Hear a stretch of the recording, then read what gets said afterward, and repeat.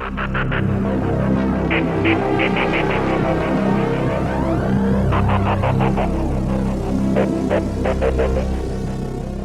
আমরা আজকে comparison of adjective and adverb পড়ব লেকচার 5 এর দ্বিতীয় ক্লাস, আজকে 2 নম্বর ক্লাসটা।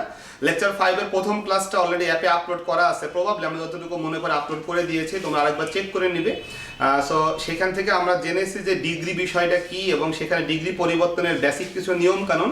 আজকে আমরা শিখব সেই ডিগ্রিগুলো ব্যবহার করে যখন বাক্য তৈরি করি সেই ধরনের বাক্যকে আমরা বলি হচ্ছে কম্প্যারিজন অথবা তুলনা, এবং সেই কম্প্যারিজন কত প্রকারের এবং সেই প্রকারগুলোর ভিতরে কি কি নিয়ম কানুন আছে আমরা সেটা শিখবো, এবং আমার দৃঢ় বিশ্বাস কম্প্যারিজন টপিকটা আজকে শেষ হয়ে যাবে। তো আজকের থেকে আগামী দিনের ক্লাসগুলো একটু অন্যরকম হবে, প্রিভিয়াস ক্লাসগুলো যেমন ছিল তেমন না, বুঝতেই পারছো আমি একটু অন্যভাবে রেডি করে রেখেছি বিষয়গুলো, যাতে তোমরা হচ্ছে কোশ্চেন প্লাস রুল একবার সুন্দর করে এট এ টাইম সব বুঝতে পারো, হাউ টু সলভ শিখতে পারো একই সাথে, বিকজ এই টপিকগুলো বেশি ইম্পর্টেন্ট, তোমাদের আমি আগেই বলেছি।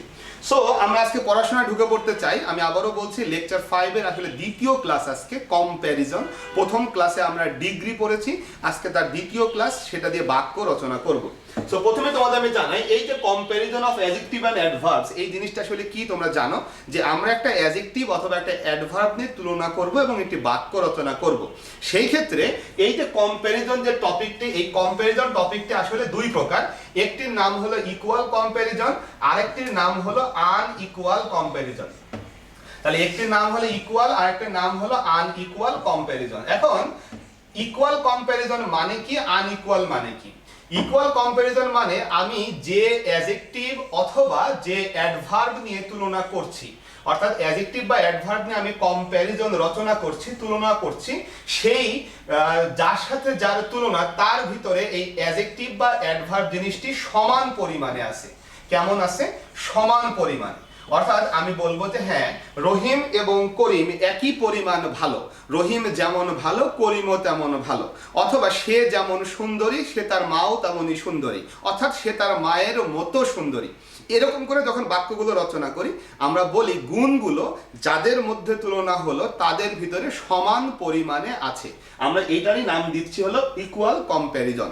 বাট যখন আমরা বলি যে সে রহিমের চেয়ে বেশি ভালো বা রহিমের চেয়ে ভালো, তখন কিন্তু দেখা যাচ্ছে একজন কম ভালো একজন বেশি ভালো।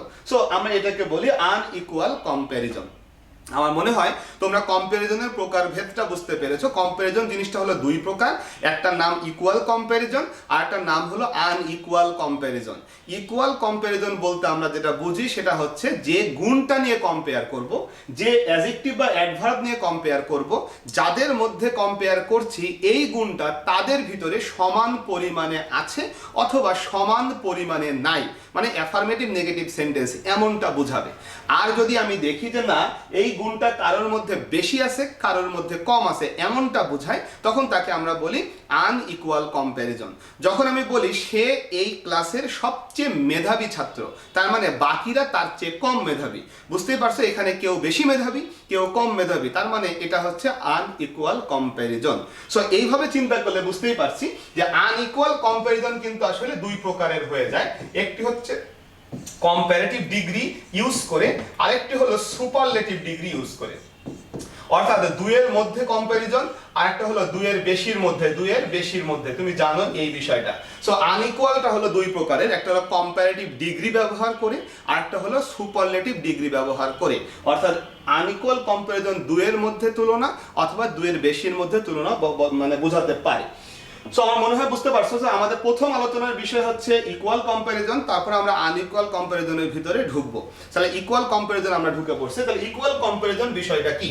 ইকুয়াল কম্প্যারিজন হচ্ছে যেখানে আমরা গুণটা সমান সমান রাখবো, যার সাথে যার তুলনা এদের ভিতরে গুণটা কেমন থাকবে? সমান সমান থাকবে। এখন প্রশ্ন হলো এই সমান সমান থাকবে বা সমান সমান প্রকাশ করতে আমরা কয়টা স্ট্রাকচার ব্যবহার করি? সো আমরা ব্যবহার করি দুইটা স্ট্রাকচার, একটা হচ্ছে অ্যাজ অ্যাজ এবং আরেকটা হচ্ছে সো অ্যাজ। তাহলে এখন প্রথমে অ্যাজ অ্যাজ স্ট্রাকচার দেখো, আমাদের ইকুয়াল কম্প্যারিজন প্রকাশ করতে দুইটা স্ট্রাকচার ব্যবহার হয়, একটি হলো অ্যাজ অ্যাজ আর একটা হলো সো অ্যাজ।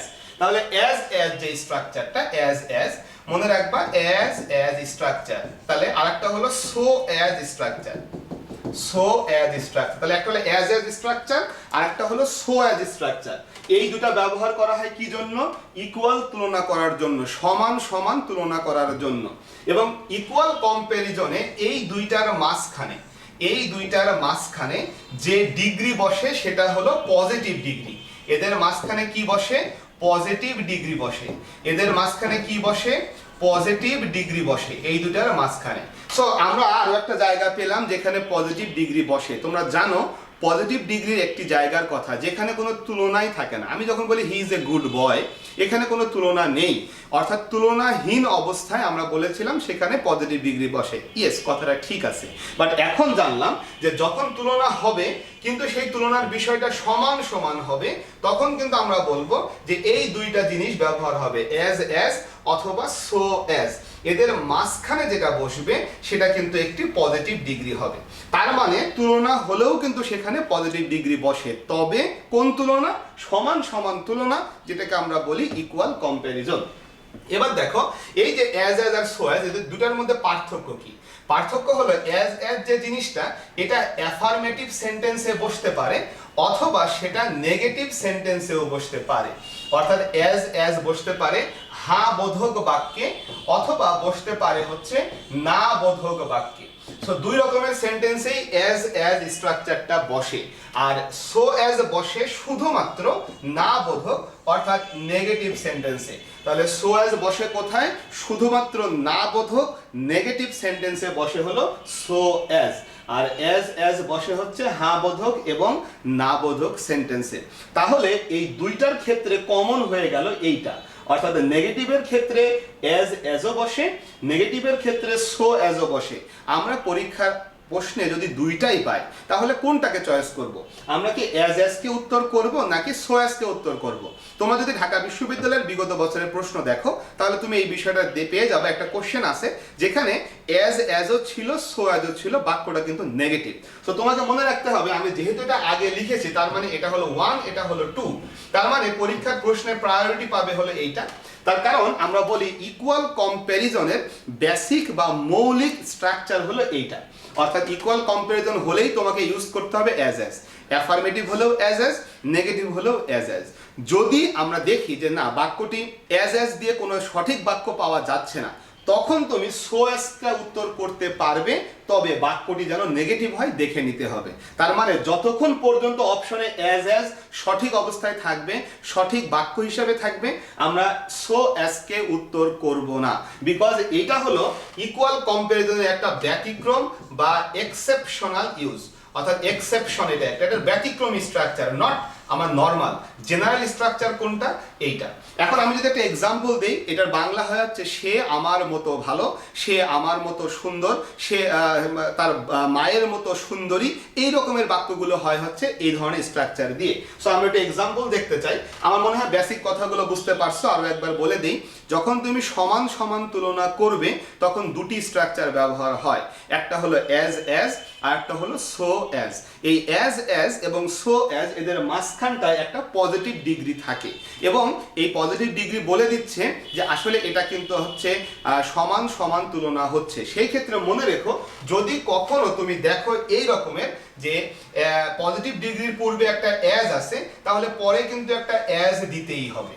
আবার যদি দেখো পজিটিভ ডিগ্রির পূর্বে সো আছে, বাক্যটা নেগেটিভ, তখন পরে কিন্তু একটা অ্যাজ দিতেই হবে। উল্টা ভাবে যদি কোনো পজিটিভ ডিগ্রির পরে অ্যাজ দেখো, পজিটিভ ডিগ্রির পরে অ্যাজ দেখো, তাহলে এর পূর্বে অ্যাজ অথবা সো থাকতেই হবে এবং বাক্যটি অ্যাফার্মেটিভ নেগেটিভ দেখে নিয়ে অ্যাজ অথবা সো এর কোনটা হবে তোমাকে বের করতে হবে। অ্যান্ড দেন মনে রাখতে হবে যে যদি কখনো পরীক্ষার প্রশ্নে নেগেটিভ বাক্য দেওয়া থাকে, সেখানে অ্যাজ এবং সো অ্যাজ দুটি বাক্যই হুবহু সেম, বাক্যটি নেগেটিভ, শুধুমাত্র একটা অ্যাজ স্ট্রাকচার আর একটা সো অ্যাজ স্ট্রাকচার। মনে রেখো আমরা কিন্তু অ্যাজকে উত্তর করব, সো অ্যাজকে উত্তর করব না। যদি কোনো প্রশ্নে আমি অ্যাজ স্ট্রাকচার সঠিক অবস্থায় না পাই, শুধুমাত্র তখন আমরা সো অ্যাজকে উত্তর করব, তবে বাক্যটি যেন অবশ্যই নেগেটিভ থাকে এটা নিশ্চিত হয়ে নিয়ে করব আর কি। সো এই ছিল আমাদের এই দুটো সম্পর্কে কথা। আমি একটা এক্সাম্পল দিব এন্ড দেন আমরা কোশ্চেন দেখবো আসলে এই রুলের কোশ্চেনগুলো কেমন হয়। ও আরেকটা টপিক বাকি আছে, সেটা হলো সিউডো কম্প্যারেটিভ, এটা পড়ে নিয়ে পরে কোশ্চেনগুলো দেখবো। সো এখন চলে আসি আমাদের একটা এক্সাম্পল, ধরো আমি যদি এভাবে একটা বাক্য বলি যে হি is as good as I, he is as good as I, এটার বাংলা হলো সে আমার মতো ভালো। বুঝতেই পারছো এখানে আমি এবং সে এই দুটার ভিতরে কম্পেয়ার হয়েছে, এবং কি নিয়ে কম্পেয়ার হলো, একটা অ্যাডজেক্টিভ নিয়ে, এবং এই স্ট্রাকচার বলে দিচ্ছে যে আসলে এই গুণটি যাদের সাথে কম্পেয়ার হলো তাদের ভিতরে সমান পরিমাণে আছে। আমরা এটাকেই বলি ইকুয়াল কম্প্যারিজন। এন্ড দেন যদি আমি বাক্যটাকে নেগেটিভ করতাম তাহলেও এখানে চলতো he is not as good as I, তাহলেও বাক্য হতো, হয়তো বা অর্থটা নেগেটিভ হতো বা বাক্য কিন্তু সঠিক। কিন্তু আমি যদি সো অ্যাজ দিয়ে করি, যদি এইভাবে একটা বাক্য লিখি he is so good as I, ধরো এইভাবে একটা বাক্য লিখলাম সো গুড অ্যাজ আই, এইভাবে বাক্য লেখার অর্থ হলো বাক্যটা ভুল হয়েছে। কেন ভুল হয়েছে? তার কারণ এই বাক্যটি সো অ্যাজ স্ট্রাকচার ব্যবহার হয়েছে। আমরা জানি সো অ্যাজ ব্যবহার হয় শুধুমাত্র নেগেটিভ সেন্টেন্সে, এই বাক্যটি অ্যাফার্মেটিভ, সুতরাং এইভাবে লেখা যাবে না, তোমাকে অবশ্যই বাক্যটি নেগেটিভে লিখতে হবে। এখন কথা হলো এই বাক্যটাও নেগেটিভ পেলাম, এই বাক্যটাও নেগেটিভ পেলাম, নেগেটিভের ভিতরে অ্যাজও বসে সো অ্যাজও বসে।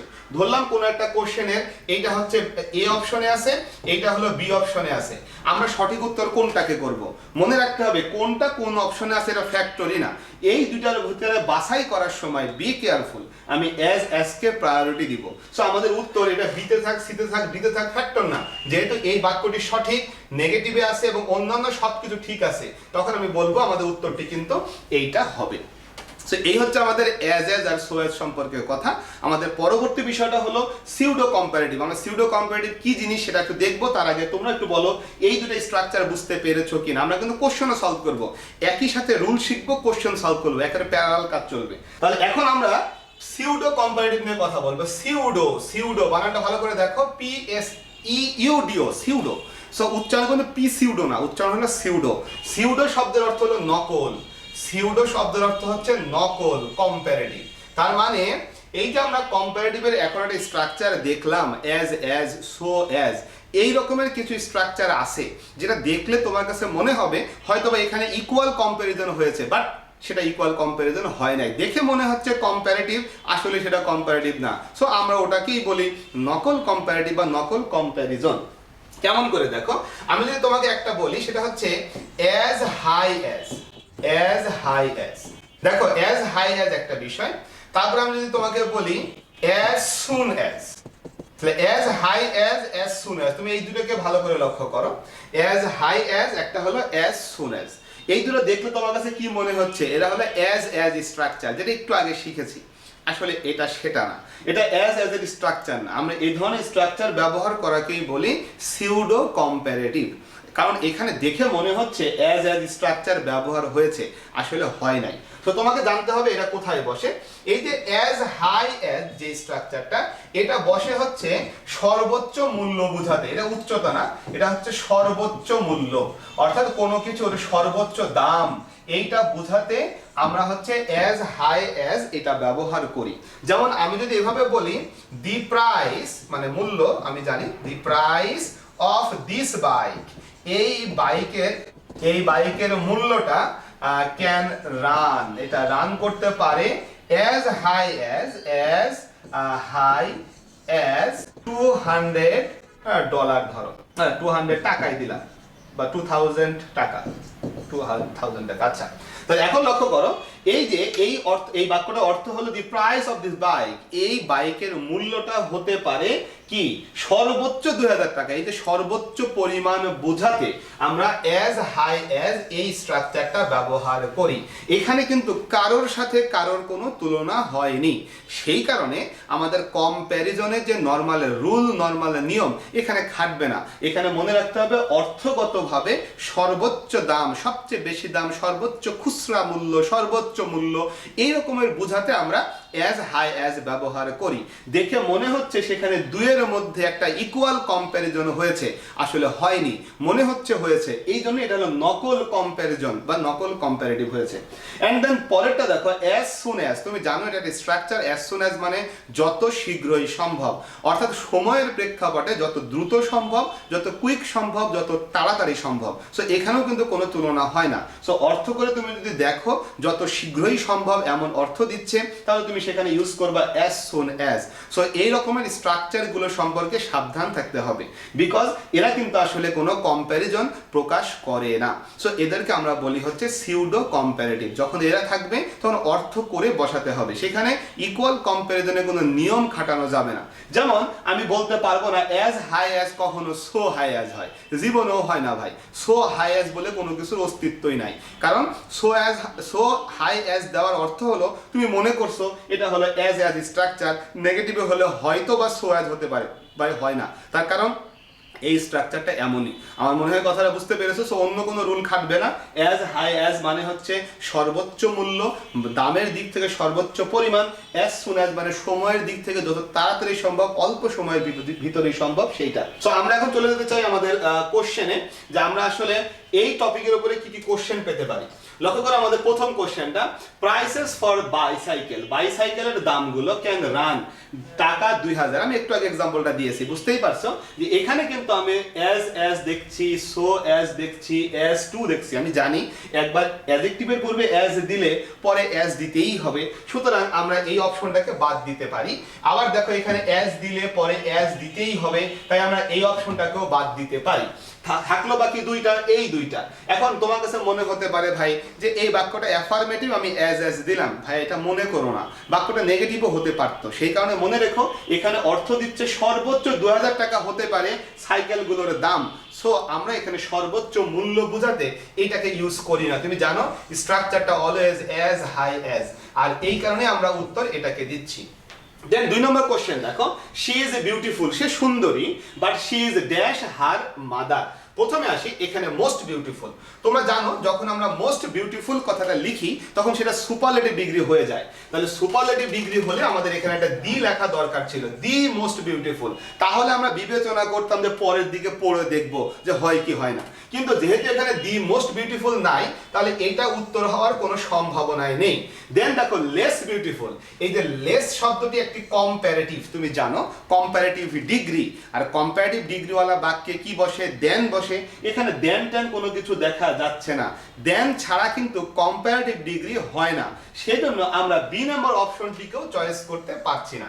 এবার এখানে যদি আসি, দেখো বিউটিফুল একটা অ্যাডজেক্টিভ, তার পূর্বে অ্যাজ দেওয়া আছে, তাহলে এর পরে অবশ্যই একটা সো হওয়ার কথা ছিল, কিন্তু এখানে সোটা দেওয়া নেই, তাহলে সি নাম্বারটাও হওয়ার সুযোগ নেই। তাহলে সঠিক উত্তর হতে পারে ডি নাম্বার। কারণ তুমি জানো নেগেটিভ সেন্টেন্সে সো অ্যাজ বসতে পারে এবং এদের মাঝখানে একটা পজিটিভ ডিগ্রি বসে। সেই নিয়ম মেনে ডি নাম্বারটি কিন্তু আমাদের স্ট্রাকচারালি সঠিক। আমি বাংলাটি করে দিয়েছি তোমাদের সুবিধার্থে। সে সুন্দরী, কিন্তু সে তার মায়ের মতন সুন্দরী নয়। সো আমরা চলে যাবো এর পরের কোশ্চেনে। দেখো 3 নম্বর question, they were singing dash they could.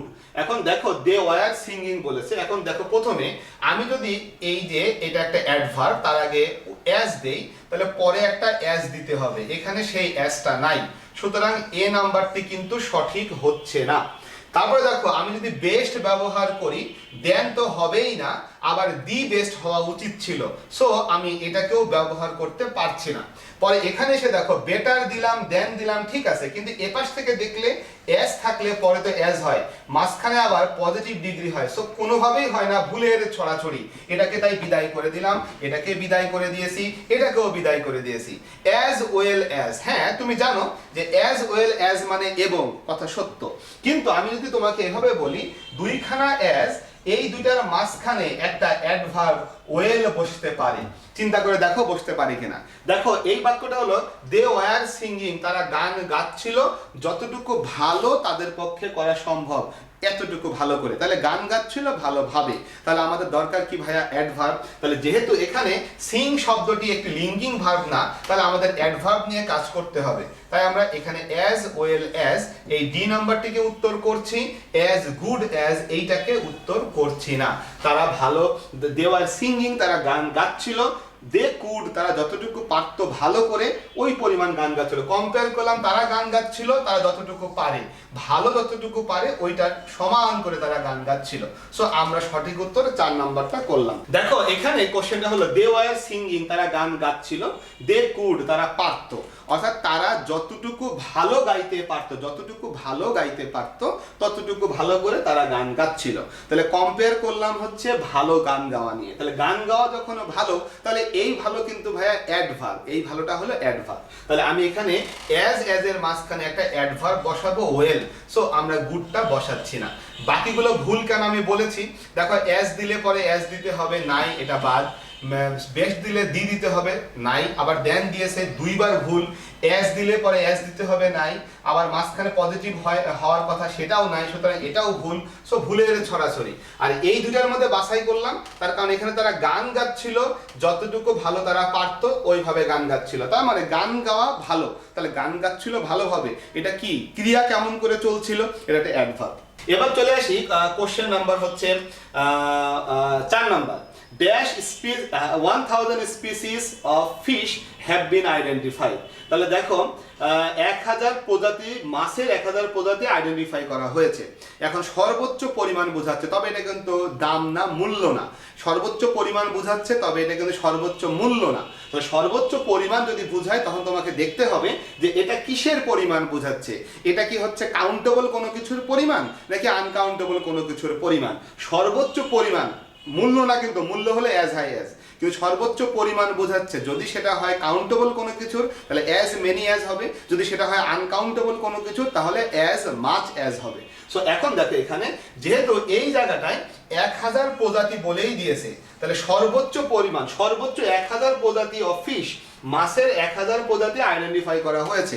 সুতরাং আমরা বুঝতে পারলাম যে এখানে কাউন্টেবল কোনো কিছু 1000 প্রজাতি, তাহলে এটা অবশ্যই কাউন্টেবল, অ্যাজ মেনি অ্যাজ হবে, অ্যাজ মেনি অ্যাজ। তাহলে আমরা আগে শিখেছিলাম অ্যাজ হাই অ্যাজ সর্বোচ্চ মূল্য বোঝায়, এখন শিখলাম অ্যাজ মেনি অ্যাজ সর্বোচ্চ পরিমাণ বোঝায় কাউন্টেবল কোনো কিছু। তারপরে আরেকটু শিখলাম অ্যাজ মাচ অ্যাজ বোঝায় সর্বোচ্চ পরিমাণ, এটা আনকাউন্টেবলের। এবং আরেকটা শিখেছিলাম অ্যাজ সুন অ্যাজ, যেটা সময়ের প্রেক্ষাপটে যত শীঘ্রই সম্ভব এমনটা অর্থ দেয়। ওকে, তাহলে আমরা চলে আসি এরপরে। দেখো 5 number question, which sentence is correct? He is as good as mine. আচ্ছা, he is as good as myself, he is as good as me, he is as good as I. আমরা জানি যে এই জায়গাটায় অর্থাৎ এখানে মাইন হবে নাকি এখানে মাইসেলফ হবে নাকি এখানে আই হবে নাকি এখানে মি হবে। অনুগ্রহ করে বাংলা করো না, বাংলা করলে অনেক সময় মাইসেলফটাও তোমার কাছে সঠিক বলে মনে হতে পারে। He is as good as myself, সে আমার নিজের চেয়ে ভালো। বাংলায় করলে এটা চলে ভাই, বাট ইন ইংলিশ এটা চলে না। মনে রাখবা যার সাথে যার কম্পেয়ার হচ্ছে তারা কিন্তু একই ফর্মে থাকতে হবে। এখানে কম্পেয়ার করছি হি এর সাথে, সে ভালো এবং আমি ভালো, সুতরাং যার সাথে যার কম্পেয়ার এরা কিন্তু একই ফর্মে থাকবে। হি আছে হলো এখানে সাবজেক্ট ফর্মে, তাহলে মাইসেলফ কিন্তু এখানে সাবজেক্ট ফর্মে নেই।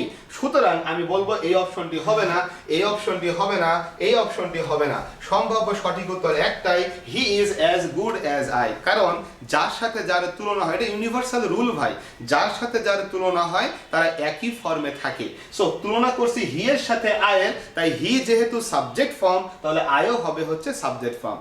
অবশ্যই মনে রাখবে এটা ইউনিভার্সাল রুল, অর্থাৎ আমি যখন কম্পারেটিভ ডিগ্রি শিখাবো সেখানেও এই কথা প্রযোজ্য। এখন শিখছি ইকুয়াল কম্প্যারিজন, এখানে তো অবশ্যই এটা প্রযোজ্য। দেন চলে আসি এরপরে, come on, come on, okay walk faster, হ্যাঁ দ্রুত হাঁটো, চলো দ্রুত হাঁটি। আর্জড মাই ফ্রেন্ড, আমার ফ্রেন্ড মানে খুবই অনুরোধ করে বললো, you are dash a tortoise. প্রথমে আসি অপশন 1, যেহেতু আমি অ্যাজ দিলাম তাহলে আমি জানি অ্যাডজেক্টিভের পূর্বে অ্যাজ দিলে এরপরে একটা অ্যাজ থাকতে হবে। কোশ্চেনে কি অ্যাজ দেওয়া ছিল না, তাহলে অপশন 1ও সঠিক হবে না। দেন চলে আসি অ্যাজ স্লো অ্যাজ, ইয়েস এটা হতে পারে, আমি এটাকে রেখে দিলাম আমাদের পছন্দের তালিকায়। ভেরি স্লো, এটা হতে পারে, কারণ ভেরি স্লো হয়, কিন্তু দেখো ইউ আর, তুমি হও স্লো, তুমি ধীর।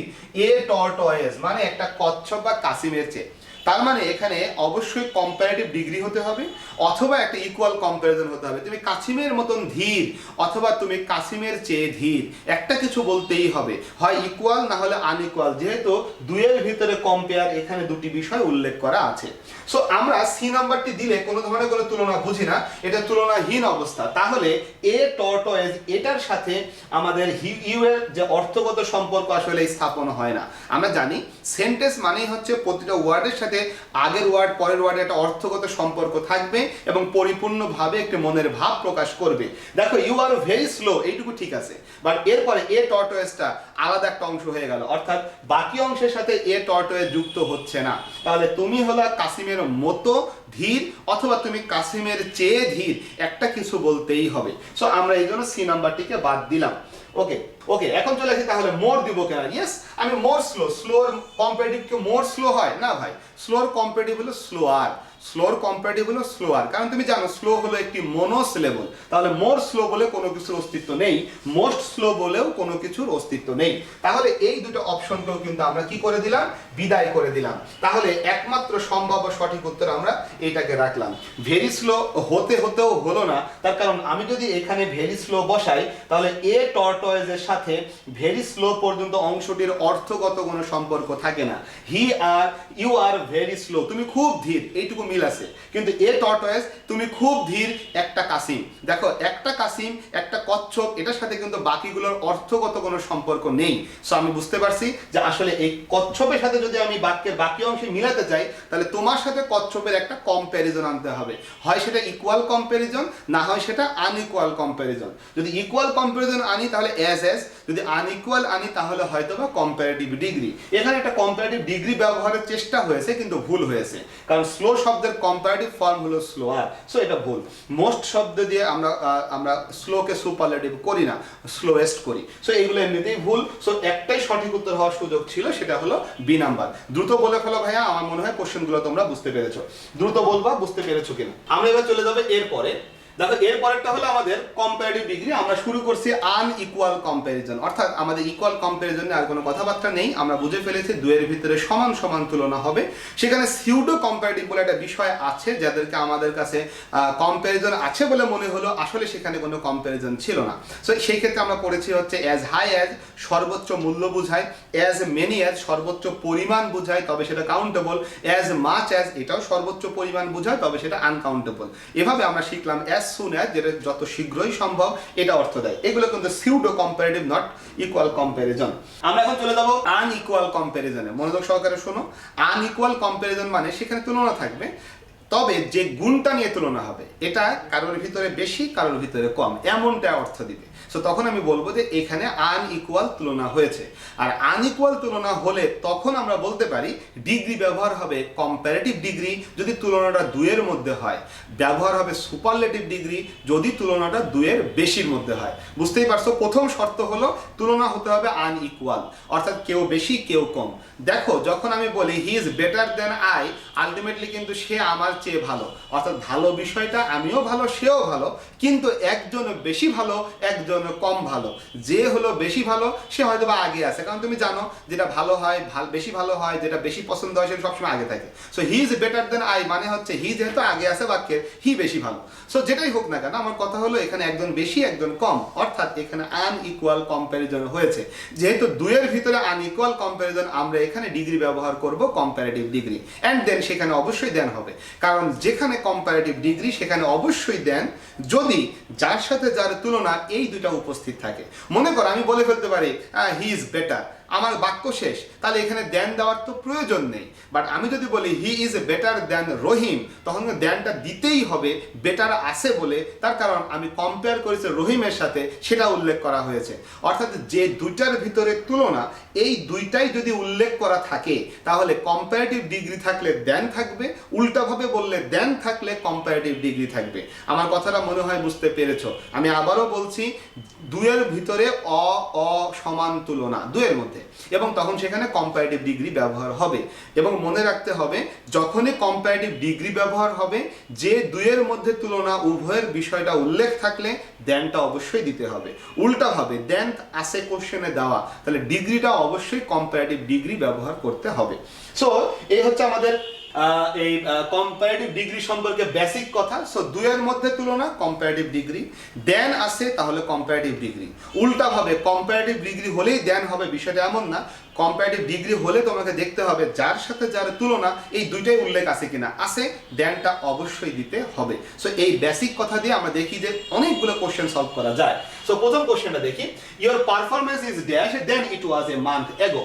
সো আমি যখনই এখানে দেন শব্দটি পেলাম আমি জানি এবার কি করতে হবে, কি ঘটাতে হবে। সো অবশ্যই কম্পারেটিভ ডিগ্রি দিতে হবে। ব্যাড এটি কম্পারেটিভ ডিগ্রি নয়, ওর্স ইয়েস এটি কম্পারেটিভ ডিগ্রি। দি ওর্স সুপারলেটিভ হবে না, ওর্স তো হবেই না। তাহলে সম্ভাব্য সঠিক উত্তর একটাই, সেটা হলো বি নাম্বারটা। আমি আবারও রুলটা বলি, দুইয়ের মধ্যে তুলনা সেখানে কম্পারেটিভ ডিগ্রি হয়, এতটুকু প্রথম কথা। দ্বিতীয় কথা হলো যখন কম্পারেটিভ ডিগ্রি ব্যবহার হবে তখনই কি সবসময় দেন হবে, বিষয়টা হলো না। দেন হবে কখন, যখন যার সাথে যার তুলনা উভয়ই উল্লেখ থাকবে, তখন কম্পারেটিভ ডিগ্রি থাকলে পরে দেন হবে, আবার দেনটা নাও থাকতে পারে। কিন্তু যদি উল্টাভাবে আসি, দেন যদি দেওয়া থাকে এবং দুইয়ের মধ্যে তুলনা দেন দেওয়া আছে, আমি নিশ্চিত সেখানে অবশ্যই একটি কম্পারেটিভ ডিগ্রি হবে। সো আমরা সেখান থেকে এই উত্তরটি করলাম। দেন চলে আসি 2 number question, the situation is dash than ever. দেখো দেন শব্দটি আবারও আছে, সো আমি জানি কি হবে, কম্পারেটিভ ডিগ্রি হবে। উত্তর কিন্তু পেরে গেছি, বি নাম্বারটা। দেন চলে আসি 3 নাম্বার, my daughter is dash than both of you. দেখো দেন আছে আবারও, তাহলে আমি বলবো কম্পারেটিভ হবে। লক্ষ্য করো উইকার ছাড়া কিন্তু আর কোনোটা হওয়ার সুযোগ নেই। এখানে সো আছে কিন্তু এখানে অ্যাজ নাই, আর যেহেতু এখানে দেন দেওয়া আছে তার মানে এটা কিন্তু ইকুয়াল কম্প্যারিজনের নিয়মে যাবে না, এটা অবশ্যই আসবে হচ্ছে কম্পারেটিভ ডিগ্রির নিয়মে। সো আমরা উত্তর করব উইকার। দেন 4 নম্বর দেখো, choose the correct sentence. He is most prosperous of the twin. এইখানে খেয়াল করো, অফ দি টুইন। টুইন মানে কি ভাই? টুইন মানে হচ্ছে যমজ, আর যমজ মানে কয়জন? যমজ মানে দুইজন। তাহলে অফ দি টুইন মানে দুইজনের ভিতরে, এই যমজটার ভিতরে, তাহলে যমজের ভিতরে সে, তাহলে কয়জনের মধ্যে সে? বুঝতেই পারছো, একটা প্যাচ মেরে দিয়েছে। যমজ মানে তুমি জানো কিনা এটা বোঝার জন্য, তাহলে যমজের ভিতরে সে, তার মানে দুইয়ের ভিতরে সে, তার মানে এটা কম্পারেটিভ ডিগ্রি দিতে হবে। সো এখানে মোস্ট প্রসপারাস হওয়ার সুযোগ নেই, আবার এখানে মোস্ট প্রসপারাস আগে দিও দেওয়া হয় নাই, কারণ সুপারলেটিভ ডিগ্রি পড়বে দি বসে। সো বিভিন্নভাবে চিন্তা করে অপশন 1 কে আমরা ভুল বলে ঘোষণা দিলাম। বি নাম্বার দেখো, he is a most prosperous twins, আবারও সে ভুল হয়েছে কারণ এখানে সুপারলেটিভ ডিগ্রি দিটা নেই। দেখো he is more prosperous of the twins, এটা হতে পারে যমজটার ভিতরে, যমজদের ভিতরে সে হলো সবচেয়ে প্রসপারাস, উন্নয়নশীল, সবচেয়ে দ্রুত ভালো করতে পারে, এরকম আর কি। সো সম্ভাবনাময় এটা হতে পারে। আবার সি নাম্বার দেখো, হি ইজ মোস্ট প্রসপারাস হবে না। দেখো he is more prosperous of twins, of twins দেওয়া যাবে না, তার কারণ হি যে এই টুইনের ভিতরে আছে, অর্থাৎ এই হি যে টুইনের ভিতরেরই একজন, এটা বোঝানোর জন্যই তোমাকে দিয়ে দিতে হবে, তখন তুমি এই কাজটি করতে পারবে। সো সঠিক উত্তর আমরা 4 নম্বরটিকে দিব, he is more prosperous of the twins. ওই জোড়া যমজদের ভিতরে সে হচ্ছে ভালো, অর্থাৎ এই হি কিন্তু যমজদের ভিতরেই একজন। আমার মনে হয় কথাটা বুঝতে পেরেছো। যদি তা না হতো বলতে পারো ভাই আমি বললাম যে না, সে যমজদের সাথে কম্পেয়ার করলাম। ভাই যমজদের মধ্যে 2 জন, হি হলো অন্যজন, মোট হলো 3 জন, তাহলে তো কম্পারেটিভ হয় না ভাই। তার কারণে হিটাকে এই যমজদের ভিতরে ঢুকাইতে হবে, আর এই ডি দিলেই সেটা প্রকাশ পাবে। আমার মনে হয় তোমরা এই কোশ্চেনের এই ডি আর ই এর ভিতরে কেন আমি ডি নম্বরকে চয়েস করলাম বুঝে ফেলার কথা। একটু আমাকে বলো তো ভাই, এই পার্থক্যটা বুঝতে পারছো কিনা? আমি ডি কে উত্তর করলাম, ই কে করলাম না। এই ডি কেন ডিটা আমি রাখলাম, তার কারণে ডি এখন নির্দিষ্ট করে বলছি হি কিন্তু আসলে ওই টুইনের ভিতরেই আছে, তাহলে আমাদের 2 এর ভিতরে তুলনা হবে। যমজের ভিতরেই কিন্তু হিটা আছে, আর না হলে যমজ মানে 2 জন, হি মানে আরো একজন, মোট হলো 3 জনের মধ্যে কম্পেয়ার। ভাই এটা কম্পারেটিভ না হয়ে সুপারলেটিভ হয়ে যেত। আমার মনে হয় তোমরা ক্লিয়ার হয়ে গেছো। 5 নম্বর কোশ্চেনটা দেখো, microscopes make small things appears larger than শূন্যস্থান। সো দেনের পরে কি হবে? আমরা জানি যে আমরা কম্পেয়ার যার সাথে যার করবো তার একই রকমের হয়, এটা একটা রুল শিখেছিলাম। কিন্তু এখানে অপশনগুলো আসলে কোনটা যে উত্তর হবে, আমাদের নর্মাল যে বাক্যগুলি আমরা দেখি কম্পারেটিভ ডিগ্রি কোনটার সাথে মিলতেছে না। এবং উত্তরটা তুমি যদি দেখো যে এরকম উত্তর তুমি সম্ভবত আগে দেখাও নাই, এই প্রশ্নটা প্রভাবে ঢাকা বিশ্ববিদ্যালয়ের সি ইউনিটের কোশ্চেন।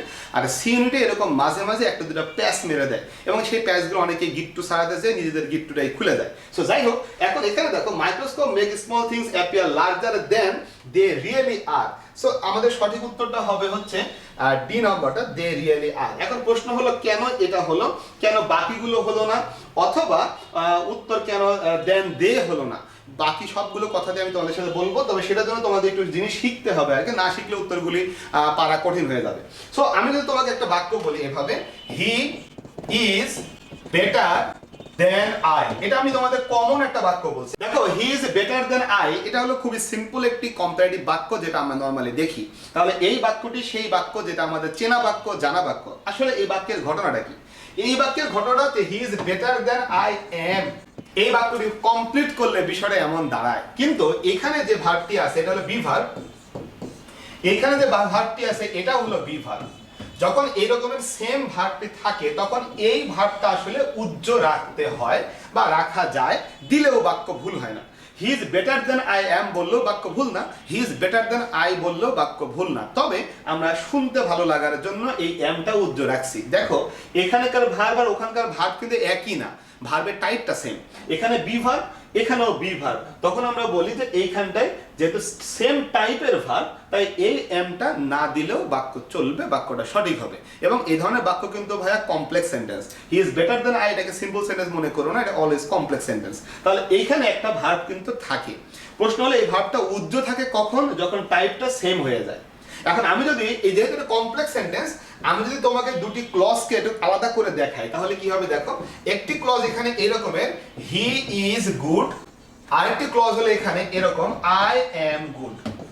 এই যে দুটো বাক্য, এই দুটো বাক্য বা দুটি ক্লজ একসাথে হয়েই কিন্তু কি হয়েছে, এই বাক্যটা তৈরি হয়েছে।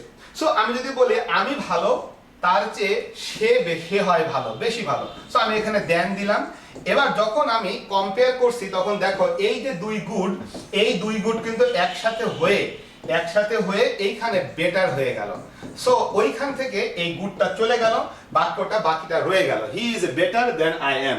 এইভাবে এই বাক্যগুলো তৈরি হয়। আমার মনে হয় বুঝতেই পারছো যে কোনো কম্পারেটিভ বাক্যের তৈরি হওয়ার সিস্টেমটা হলো এই রকমের যে he is good, I am good এর চেয়ে হি ইজ গুড। আশা করি বুঝতেই পারছো যেহেতু হি ইজ গুড বেশি গুড, তাহলে আমি এখানে বেশি গুড হলে দুইয়ের ভিতরে কি হয়, বেটার ইউজ করি, বসাই দিলাম। যে এই গুড আর এই গুড মিলে এখানে বেটার বলেই ফেলেছি, তাই এখানে গুডটা বাদ যাবে, বাকিটা রয়ে যাবে। সো দিস ইজ কমপ্লেক্স সেন্টেন্সের একটি গঠন কিভাবে তৈরি হয়। এখন প্রশ্ন হলো এই যে তৈরি হয়ে গেল, এই তৈরি হওয়া থেকে বুঝতে পারি এখানে একটা ভার্ব আছে, এই ভার্বটা রাখবো কি রাখবো না। যদি টাইপটা সেম হয় তাহলে আমি চাইলে উঠাই দিতে পারি, রাখলেও বাক্যটা ভুল না। কিন্তু যদি টাইপ ভিন্ন হয়, মানে এখানে ধরো বি ভার্ব, এখানে একটা মেইন ভার্ব, এখানে একটা মেইন ভার্ব, ওখানে একটা বি ভার্ব, যদি এমন হয় বি কেয়ারফুল, এই ভার্ব তো থাকবেই, ওটাকে অবশ্যই রেখে দিতে হবে। এখন আমি যদি তোমাদের ওই কোশ্চেনটায় চলে আসি, যে কোশ্চেন আমি একটু আগে করছিলাম, সেই কোশ্চেনে যদি আসি তাহলে তুমি দেখবা যে সেই কোশ্চেনে এই যে কোশ্চেনটা দেখো, এখানে আমাদের বাক্যটি হলো microscope make small things appear larger. এইখানে এই অংশটার ভার্ব হলো অ্যাপিয়ার, এবং বাকি অংশগুলো পড়লে বোঝা যাচ্ছে যে দেনের পরের ভার্বটা কিন্তু বি ভার্ব হতে যাচ্ছে। সো আমি বুঝতেই পারলাম দুই ভার্ব কিন্তু সেম না। আমার মনে হয় কথাটা ধরতে পেরেছো। তার মানে বি ভার্বটা রাখতেই হবে। সো আমরা এই জন্যই কিন্তু প্রতিটা অপশনে বি ভার্বটাকে দেখেছি যে হ্যাঁ বি ভার্বটা আছে। কারণ তোমাদের বেসিক কথাটা বলেছিলাম, তোমরা আসলে সবসময় he is better than I এই একটাই বাক্য দেখেছো বাই ডিগ্রির, এই রকমের বাক্য, অন্য কোনো টাইপ দেখোই নাই। যে কারণে তোমার কাছে এইটা হয়তো বা নতুন বলে মনে হতে পারে, বাট আমি তোমাকে মূল বিষয়টা বা বেসিক কথাটা কিন্তু শুনিয়ে ফেলেছি। সো আমার মনে হয় বুঝতে পেরেছো যে আসলে এখানে আর ভার্বটা থাকবেই। আমার মনে হয় এতটুকু সবাই ক্লিয়ার। এখন প্রশ্ন হলো আর ভার্ব তো থাকবে, কিন্তু বাকিটা কি হবে? বাকিটা যেহেতু আমি বলেছি যে দেনওয়ালা এই কম্পারেটিভ বাক্যগুলো কমপ্লেক্স সেন্টেন্স, তাহলে এই যে দেনের পরের অংশটি হলো সাবঅর্ডিনেট ক্লজ। আমি আবারও বলছি দেনের পরের অংশটি হলো সাবঅর্ডিনেট ক্লজ। কখনো সেখানে ভার্বটি আসে, কখনো আসে না, কিন্তু পরের অংশটা হলো সাবঅর্ডিনেট ক্লজ। এখন এই যে সাবঅর্ডিনেট ক্লজ যে অংশটা, মনে রাখো সাবঅর্ডিনেট ক্লজ সবসময় subject verb object that is assertive স্ট্রাকচারে হয়। সাবঅর্ডিনেট ক্লজ সবসময় কোন স্ট্রাকচারে হয়? অ্যাসার্টিভ স্ট্রাকচারে, মানে সাবজেক্ট আসবে, তারপরে ভার্ব আসবে, তারপরে অবজেক্ট আসবে। এখানে কম্পেয়ার করতে সাবজেক্টটা আগে আসাই লাগবে, কিন্তু খেয়াল করো এইখানে সাবজেক্ট আসেই নাই, এইখানেও সাবজেক্ট আসেই নাই। এইখানে সাবজেক্ট এসেছে তবে পরে, আগে ভার্ব। সাবঅর্ডিনেট ক্লজে এই ঘটনা কখনোই ঘটে না। সাবঅর্ডিনেট ক্লজে এই ঘটনা কোনো অবস্থায় কখনোই ঘটে না। সাবঅর্ডিনেট ক্লজের এটা চিরন্তন সত্য, subject verb object. Subordinate clause মানেই সাবজেক্ট ভার্ব অবজেক্ট, আগে সাবজেক্ট পরে ভার্ব তারপরে অবজেক্ট। কখনোই সাবজেক্টের আগে ভার্ব আসে না। সাবঅর্ডিনেট ক্লজে কখনোই সাবজেক্টের আগে ভার্ব আসে না। সো এইগুলো হচ্ছে না। সো এখানে দেখো সাবজেক্টটা নাই, সো এটাও বাদ। সো সঠিক উত্তর ডি নাম্বার ছাড়া আর কোনো রাস্তা নেই। সো এখানে একমাত্র 5 নম্বর কোশ্চেনটাই কিছুটা ক্রিটিক্যাল ছিল, আমার মনে হয় তোমরা সবাই বুঝতে পেরেছো, কারণ আমি তোমাকে বেসিকটা শিখিয়ে এনেছি যে আসলে ডিগ্রির যে বেসিক কথাটা কম্পারেটিভ ডিগ্রিওয়ালা বাক্যের সেই কথাটা দেখিয়ে এনেছি। দেনওয়ালা বাক্যটি কমপ্লেক্স সেন্টেন্স এবং কিভাবে সেই কমপ্লেক্স থেকে আসলে আমাদের চোখে ধুলা দেয় সেটাও দেখালাম, যে ভার্বটা উজ্জ্ব থাকে। এইখানে আমাদের উজ্জ্ব রাখার সুযোগ নেই, তার কারণ দেনের আগের অংশের মেন ভার্বটা হলো অ্যাপিয়ার, মেন ভার্ব হলো অ্যাপিয়ার, ওইখানে মেন ভার্ব হলো বি ভার্ব। সো দুইটা ভিন্ন রকমের ভার্ব, তাহলে দেনের পরে ভার্বটা রাখতেই হবে। অ্যান্ড দেন পরের কথা হলো দেনের পরের অংশটা সাবঅর্ডিনেট ক্লজ, তাহলে অবশ্যই subject verb object, subject verb adverb, এইরকম স্ট্রাকচার মেনটেন করতে হবে। সাবজেক্টের আগে কখনো ভার্ব আনা যাবে না, আর ক্লজ করতে গেলে তো ভাই সাবজেক্ট ছাড়া ভার্ব সাবঅর্ডিনেট ক্লজ তো তৈরিই হবে না। তো সাবজেক্ট দেওয়াই লাগবে, তারপরে ভার্ব দেওয়া লাগবে। যেহেতু অ্যাডভার্ব তুমি জানো অ্যাডভার্বের জায়গায় কিন্তু ভ্যারিয়েবল বিভিন্ন জায়গায় অ্যাডভার্ব বসতে পারে। So they R they really আর বললেও কোনো সমস্যা নেই, দে আর রিয়েলি বলে একটু প্রবলেম আছে, তার কারণ হচ্ছে এই আর শব্দটি লিঙ্কিং ভার্ব, তাই এরপরে আসলে রিয়েল অ্যাডজেক্টিভ বসানো লাগে, সেই জন্য অ্যাডভার্বটাকে আগে বসানো হয়েছে। আসলেই তারা যেমন এরকমের অর্থে। সো আমার মনে হয় 5 নম্বর কোশ্চেনটা তোমরা বুঝতে পেরেছো। দেন চলে আসি এরপরে আমাদের পরবর্তী টপিকের নাম হলো ল্যাটিন কম্পারেটিভ। পরবর্তী টপিকের নাম হলো ল্যাটিন কম্পারেটিভ। তোমরা দেখতে পাচ্ছ এখানে সেই ওয়ার্ডগুলো লেখা আছে, junior, senior, inferior, superior, interior, exterior, ulterior, posterior, major, minor. So এটা কিন্তু উপরে তুলে দিই, সম্ভবত দেখতে সমস্যা হচ্ছে। এবার দেখো senior, junior, inferior, superior, interior, exterior, ulterior, posterior, major, minor, এইগুলোকে আমরা বলি হচ্ছে ল্যাটিন কম্পারেটিভ। ল্যাটিন ভাষা থেকে আগত ইংরেজি ভাষায় প্রবেশ করেছে এমন কিছু ওয়ার্ড, সো সেগুলোকে আমরা ল্যাটিন কম্পারেটিভ বলছি। তার কারণ এরা যখন কম্পেয়ার করে দুইয়ের ভিতরে, তখন কিন্তু এরা ইংরেজি গ্রামারের নিয়ম না মেনে ল্যাটিন নিয়মটা মানে, দ্যাট ইজ এখানে দেন বসে না, এখানে টু বসে। সো প্রথমত এদের চিনবো কিভাবে, অবশ্যই মুখস্থ রাখবো, তবে মুখস্থ করার সময় দেখো সহজ বিষয়, সবার শেষে কিন্তু ও আর দেখা যাচ্ছে, ও আর দেখা যাচ্ছে, ও আর দেখা যাচ্ছে, ও আর দেখা যাচ্ছে। সো যেহেতু ও আর দেখা যাচ্ছে, সেই কারণে আমি বলবো যে এরা আসলে এইভাবে মনে রাখতে আমাদেরকে হেল্প করে দিচ্ছে, যে আমরা সবাই ও আর বলা জিনিস, senior, junior, inferior, anterior, exterior, posterior, superior, major, minor, সবগুলো শেষে ও আর আছে। তাহলে এদেরকে আমি কি বলছি, ল্যাটিন কম্পারেটিভ। মনে রাখবা এরা যখন থাকে তখন কিন্তু দেন বসে না, কি বসে, টু বসে, অর্থাৎ এদের পরে টু বসে। He is senior to me, he is junior to me, he is superior to me, ভুলেও কিন্তু he is superior than me এটা বলা যাবে না। ল্যাটিন কম্পারেটিভের পরে কি বসে, টু বসে, সেখানে দেন বসে না। সেই কারণে এই ওয়ার্ডগুলো মনে রাখতে হবে, চেনা সহজ, ও আর দেখেই চেনা যাবে।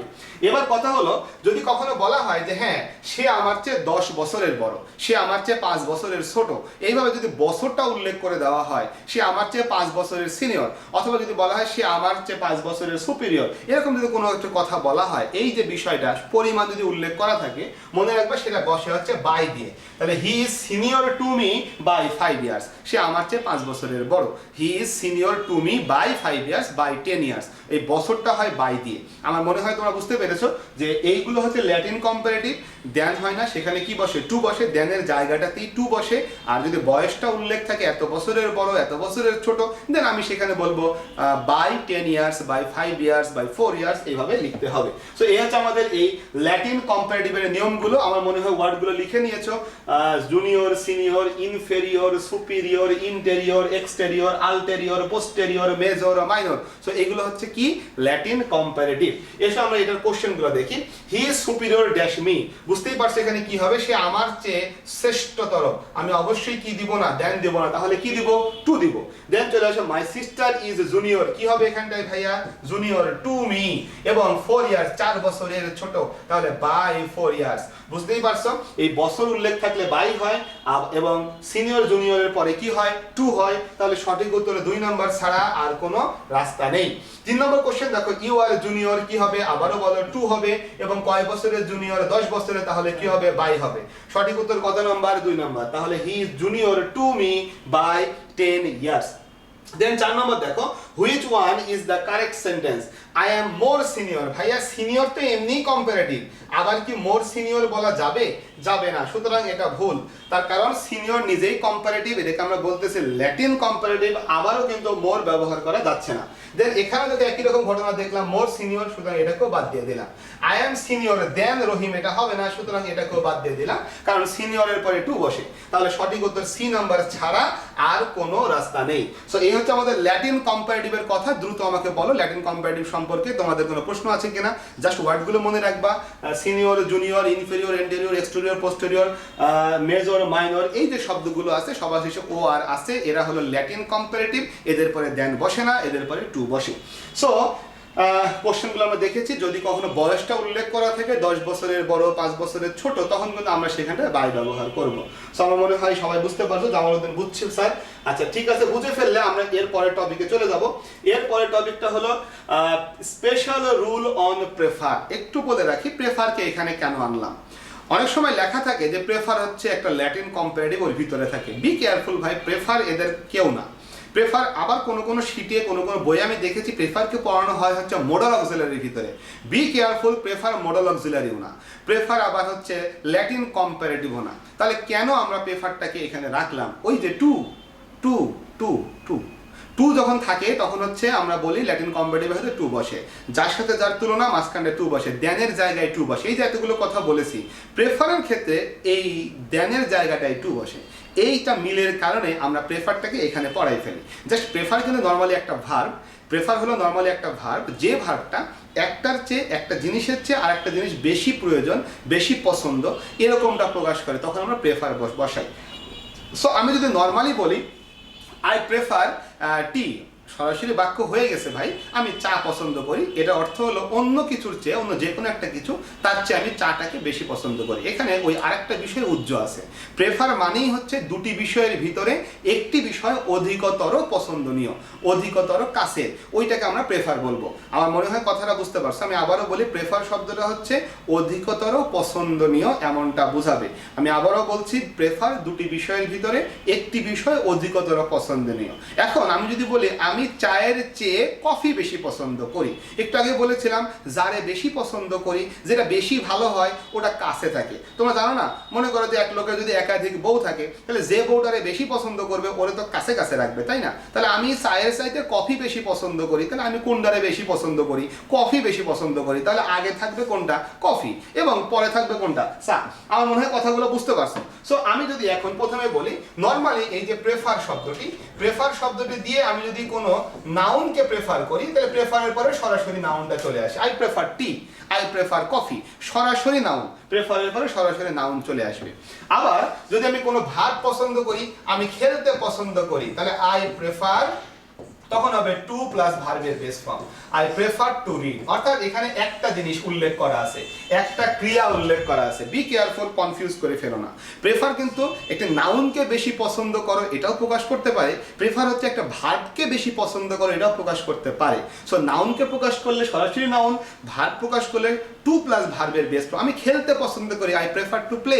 আমি লিখতে পছন্দ করি, আই প্রেফার টু রাইট। আমি পড়াতে পছন্দ করি, আই প্রেফার টু টিচ। প্রেফারের পরে ইনফিনিটিভ, টু প্লাস ভার্বের বেস ফর্ম। এখানে কিন্তু কার চেয়ে বেশি পছন্দ করি সেটা উল্লেখ নেই। যদি উল্লেখ করা হয় যে আমি চায়ের চেয়ে কফি বেশি পছন্দ করি, তাহলে যেটাকে বেশি পছন্দ করি প্রেফারের পরেই সেটা, যেটাকে কম পছন্দ করি টু দিয়ে সেটা। সো আমি বলতে পারি আই প্রেফার কফি বেশি পছন্দ করি, আই প্রেফার কফি টু টি। দুটো নাউন আমরা লিখবো, মাঝখানে টু দিব। যেটাকে বেশি পছন্দ করি প্রেফারের সাথে লিখবো, যেটাকে কম পছন্দ করি টু দিয়ে সেটাকে পরে লিখবো। আমার মনে হয় কথাটা বুঝে ফেলেছো। আমি আবারও বলছি, দুটি নাউন, এর ভিতরে একটিকে বেশি পছন্দ করি, যেটাকে বেশি পছন্দ করি এটাকে প্রথমে লিখবো, যেটাকে কম পছন্দ করি টু দিয়ে এটাকে পরে লিখবো। মনে রেখো, যেটা বেশি পছন্দ করা হয়, যেটা বেশি ভালো হয়, সবসময় সেটা আগে থাকে ভাই, একবারে চিরন্তন কথা। সো এটা পরে যাচ্ছে না। এটা কেন বললাম? পরীক্ষা ট্রান্সলেশন আসে ভাই, চায়ের চেয়ে কফি। এখন তুমি তো স্ট্রাকচার দেখে বসাই ফেললা না, চায়ের চেয়ে কফি মানে আগে কফি থাকবে পরে চা থাকবে, যেটা বেশি পছন্দ করি এটা আগে থাকবে। সে এইটা অনেক সময় উল্টাপাল্টা করে ফেলি আমরা।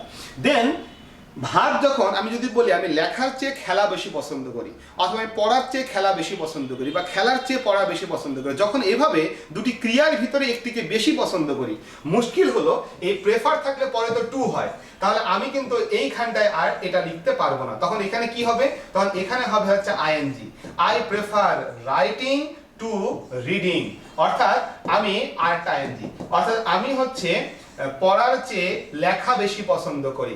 I prefer reading to playing, আমি খেলার চেয়ে পড়া বেশি পছন্দ করি। সো যখন দুটি ক্রিয়ার ভিতরে কম্পেয়ার হয়ে যাবে তখন কিন্তু আমরা এখানটায় কি করব? আইএনজি টু আইএনজি দিব, কারণ প্রেফার হওয়ার পরে যার চেয়ে, এই চেয়ের জায়গায় টু বসে। এখন আমি যদি এখানে টু লিখি তাহলে এটার সাথে কম্পেয়ার করব এটাকে, আবার এখানে টু রিড দিতে হবে।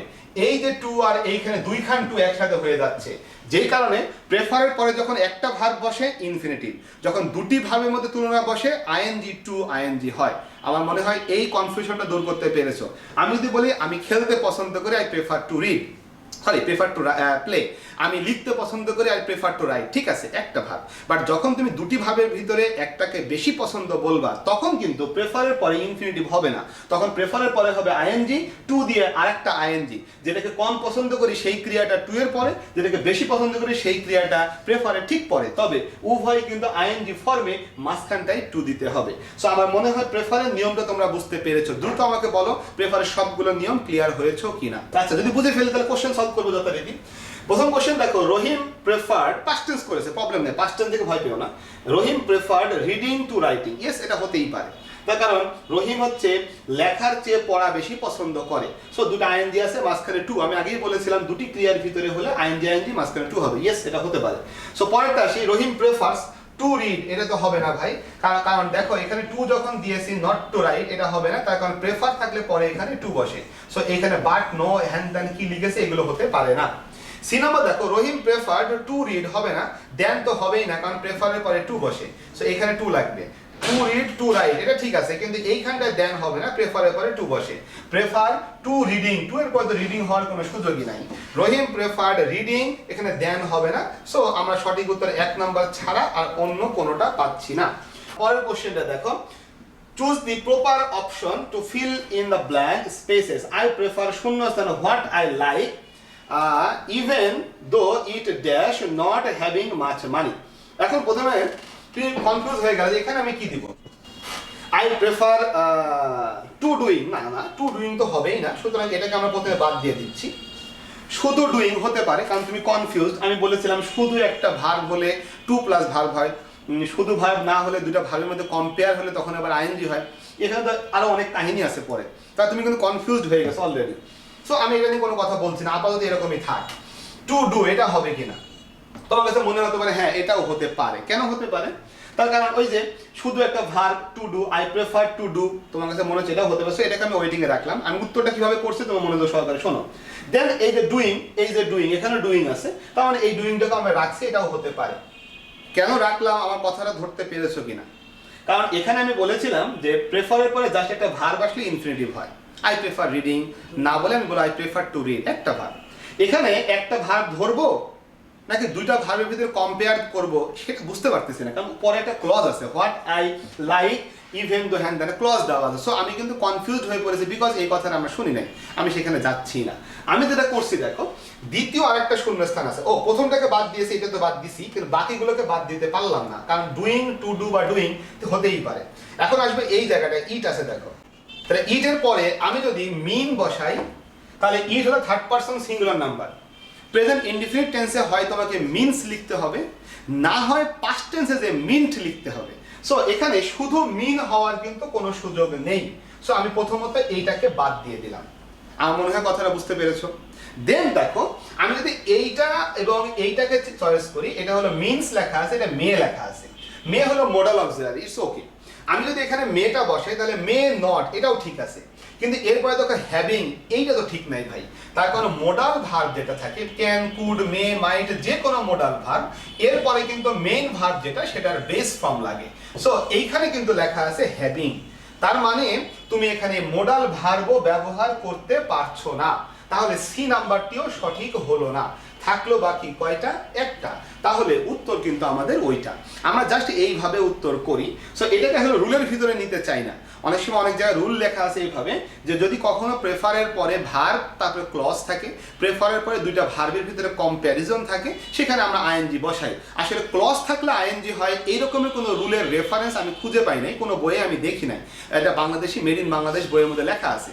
সেই কারণে আমি ওটাকে রুল হিসেবে দিতে চাই না, বিকজ এই কোশ্চেনটা ভিন্নভাবে এক্সপ্লেন করা যায়, এরকম কোশ্চেন আর কোথাও আসে নাই। সো বুঝতেই পারছো প্রেফারের পরে আমি এখানে আইএনজি দিলাম।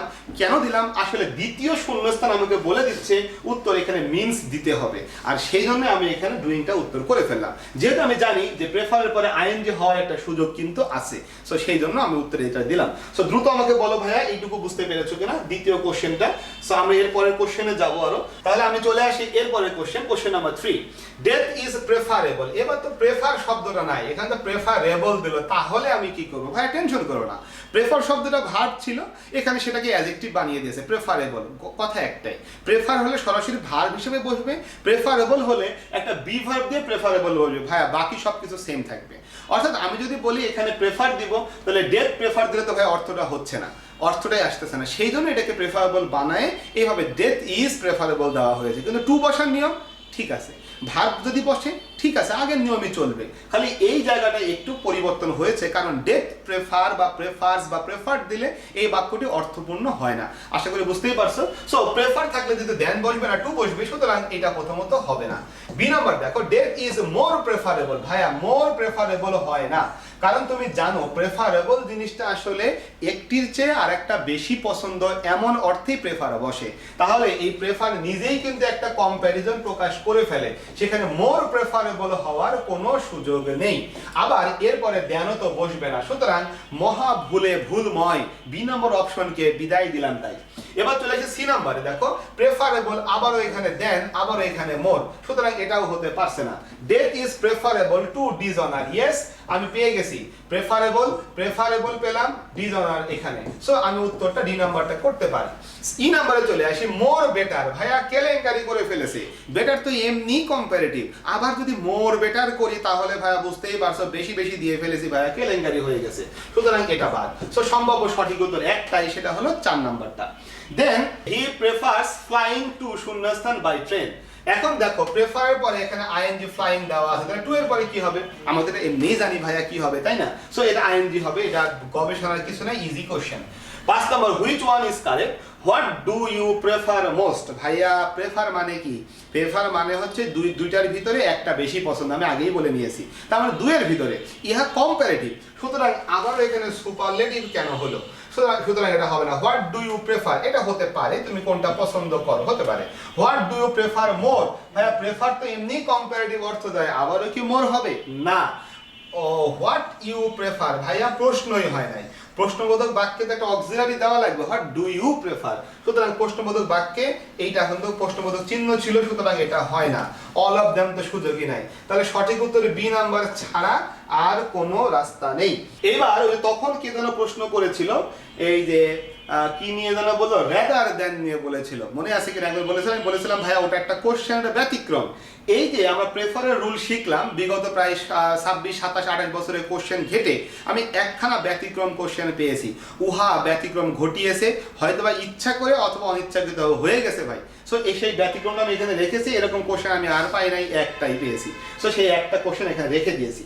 এখন প্রশ্ন হলো, আমি বলেছিলাম যে প্রেফারের পরে যখন দুটি ক্রিয়ার ভিতরে কম্পেয়ার হবে তখন আইএনজি হবে। এই বাক্যটা পড়ে দেখো যে আই প্রেফার, আমি মৃত্যু পছন্দ করি, টু বি পানিশ, মানে শাস্তি প্রাপ্ত হওয়ার চেয়ে আমি মৃত্যু পছন্দ করি। এই বাক্যের বাংলা হলো এটা। একটা হলো শাস্তিপ্রাপ্ত হওয়া, মানে শাস্তি পাওয়া, আর একটা হলো মৃত্যু হওয়া। দুটি ক্রিয়ার ভিতরে আমি কিন্তু কম্পেয়ার করলাম।